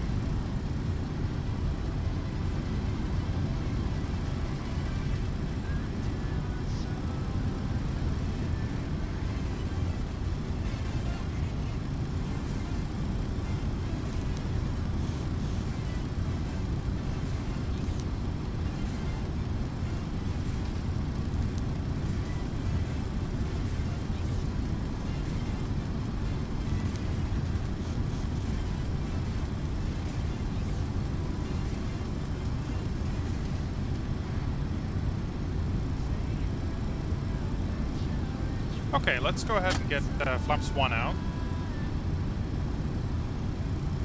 Start slowing the airplane down.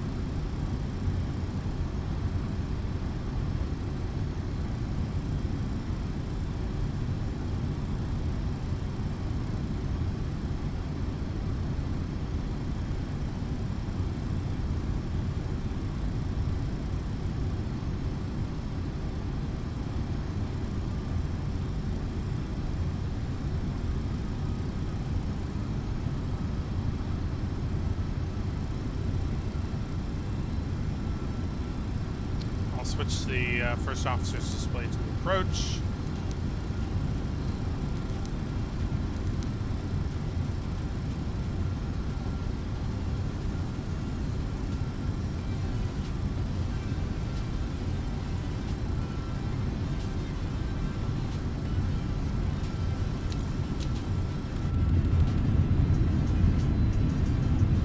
Got our slats out here.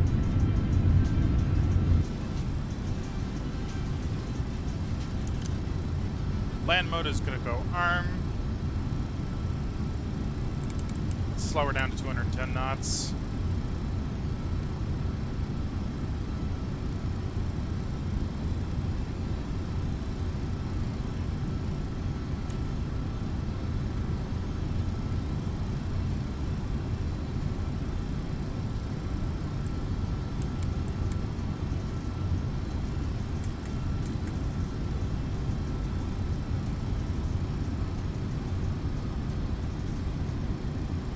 Okay, the localizer is coming alive here, so that's good.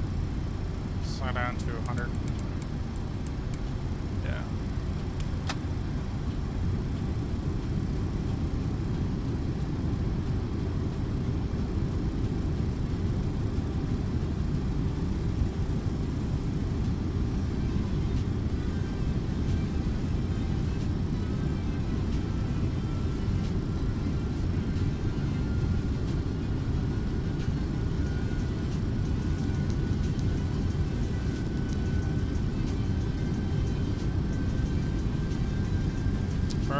Perfect.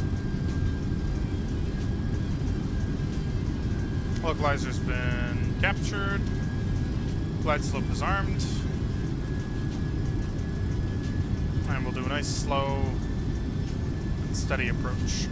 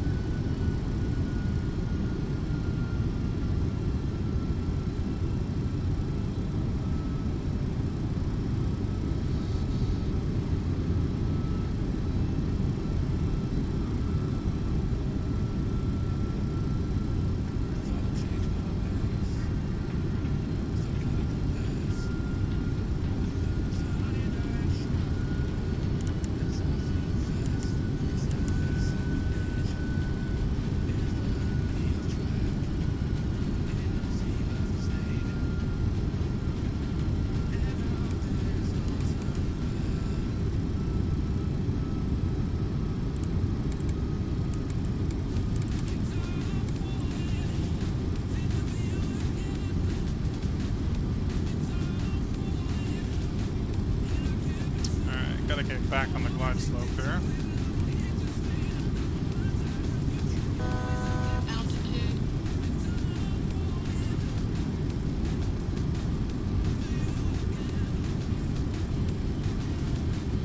$2,500.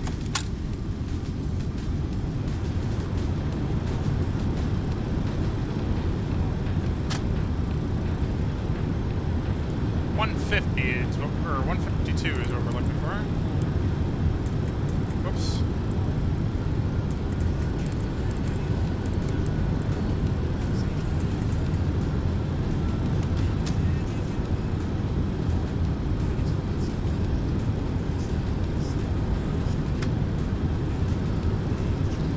Okay, landing gear down, 4 green, auto brake, medium, spoilers are armed, missed approach altitude is 4,000.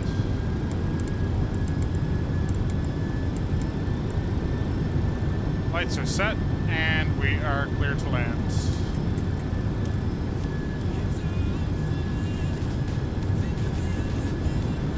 Alright folks, enjoy the landing. Stabilizer motion.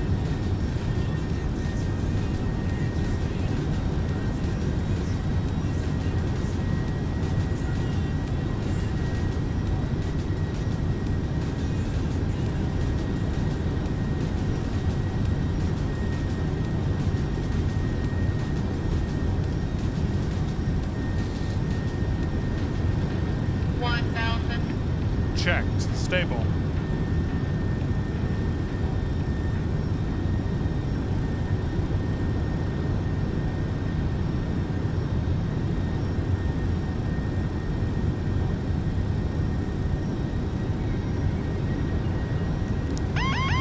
Autopilot. Autopilot.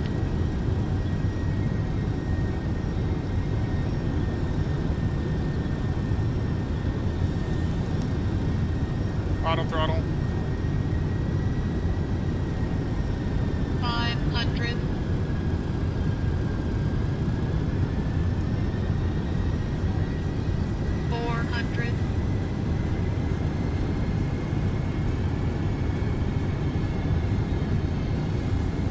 Approaching 300.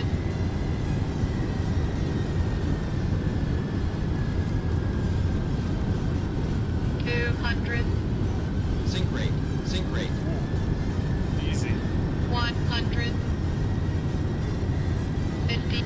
40. 30. 20. 10.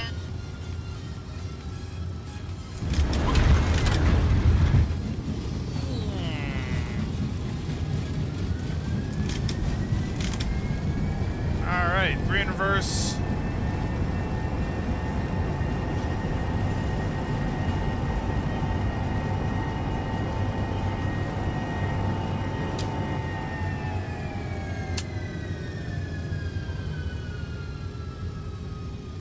Ladies and gentlemen, welcome to Louisville.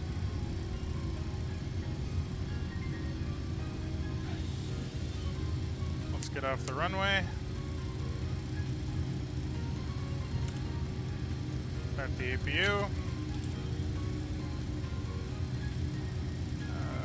Yeah, we'll...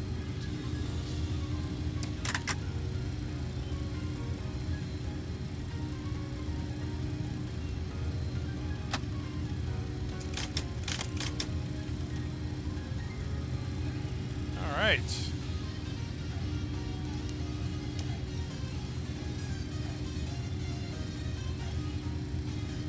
I'm gonna keep the landing lights on just because I can't see what I'm doing otherwise.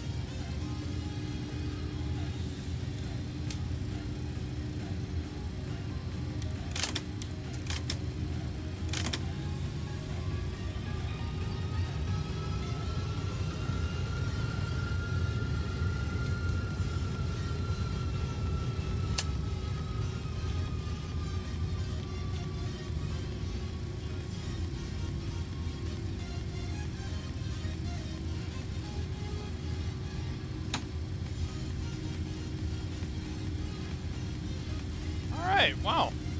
That was a pretty successful run.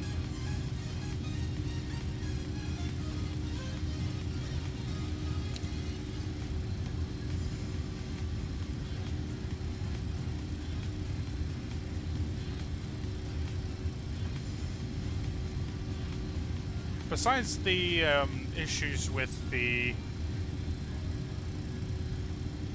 nav data, this airplane responded pretty well and did what I wanted it to do, so that's a good thing.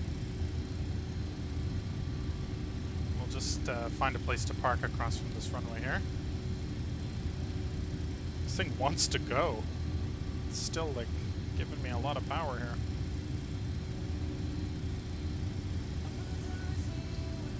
Alright, gotta be careful here, it's an active runway.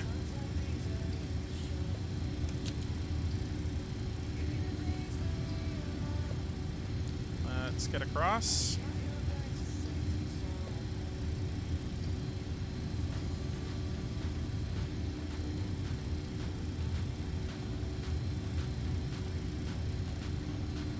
And then I'm gonna just take us around to maybe just around the corner here.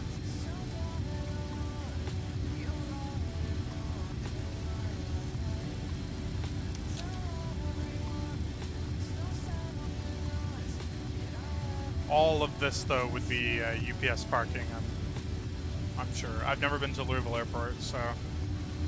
There is a terminal. It's way the heck over there, so...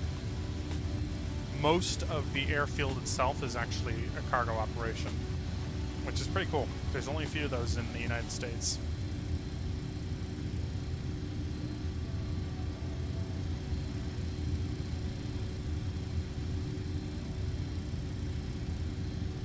Memphis is another one, obviously. Oakland.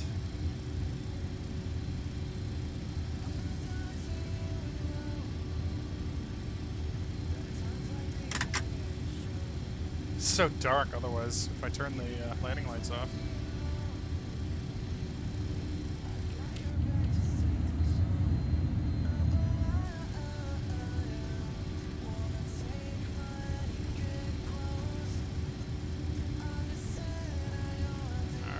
Might just find a spot around here and then...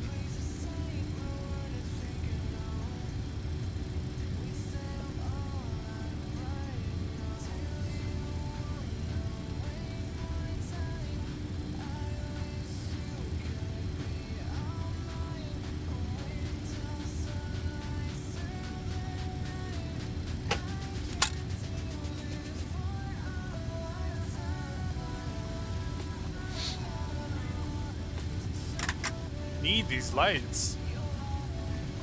Okay.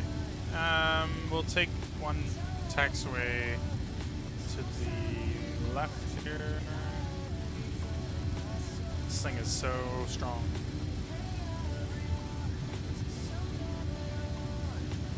Decent landing though. You know what? I think I'm just gonna take this parking space, to be completely honest. Oh, otherwise you got... Yeah, no. We're gonna take this parking space. Okay.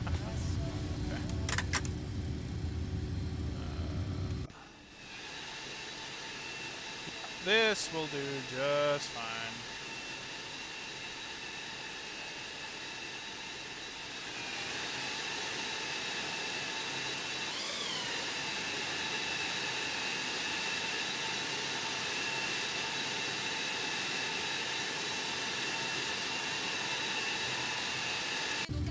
Alright, and then parking brake's going on. Engine 1, 2, 3 going off.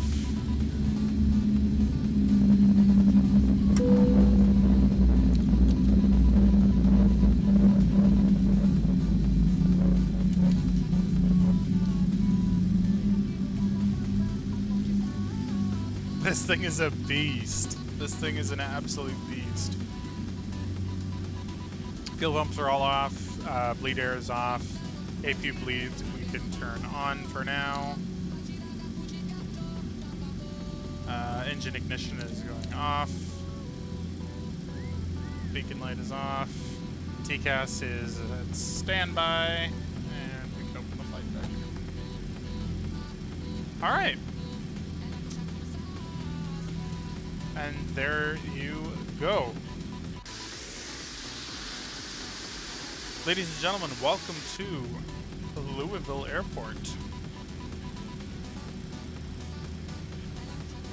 Another successful flight here on the Captain Mirage channel.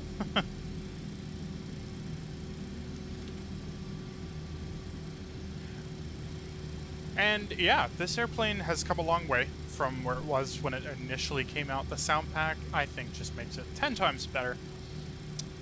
But let me know. This airplane is a little bit different, so I wanted to just cover a different airplane on this channel, really. But let me know what you thought. We really didn't have any problems other than that nav data problem, but you improvise, you make do, you move on, you make the best out of a situation, right? And we ended up coming in on a different runway, a little bit high, but you know what? Not a problem. The landing was smooth enough, and all in all, it was science. We'll just say we took a shortcut, a little bit of a shortcut. And the wind was a little bit stronger as well than I had thought. My flight tracking program is saying 6 knots, but that shouldn't be really. I don't know. Following the approach was a little bit different. Stabilizer. I guess that's how you check takeoff config. But yeah, let me know what you guys thought of the MD-11 on the YouTube channel. Same, I have links on my profile as well as vice versa for Twitch. Make sure you give it a follow. Other than that, I think it was pretty successful. We actually made it in, what were we saying, an hour and 20 minutes. Our flight time was an hour and 26 minutes, so we actually arrived 6 minutes early. So that's good. And probably time we shaved off from following the star. So the airline is definitely not going to complain about that. So all in all, a successful flight. The modeling on this airplane is great. Definitely recommend if anyone's looking to pick up a heavy jetliner. If you're into cargo operations, this thing is an absolute must-have for your fleet. And a brand new challenge as well to learn something different, right? Because we can fly Boeings left and right, but this one takes a little bit more effort and it's a little bit more demanding of the crew, i.e. me. But I like that. I think having more challenge is not always a bad thing. Keep learning and do the best that you can. With that, my friends, thank you very much for tuning into the stream. I'll call it a night for now. I hope you guys have a wonderful rest of your night, and hopefully later this week we'll be able to squeeze in possibly the 777. So until next time, my friends, thank you very much for watching, and I'll see you next time.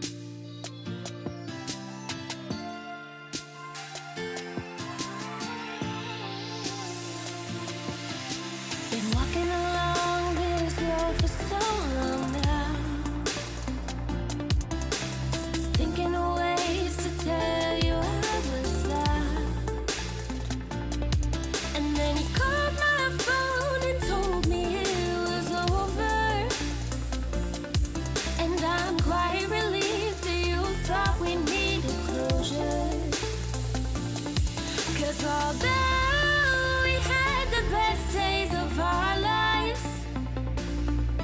some things they just don't last, and other things don't feel right. Because although we had the best years of our lives, some paths move so distant, and some stars lose their light.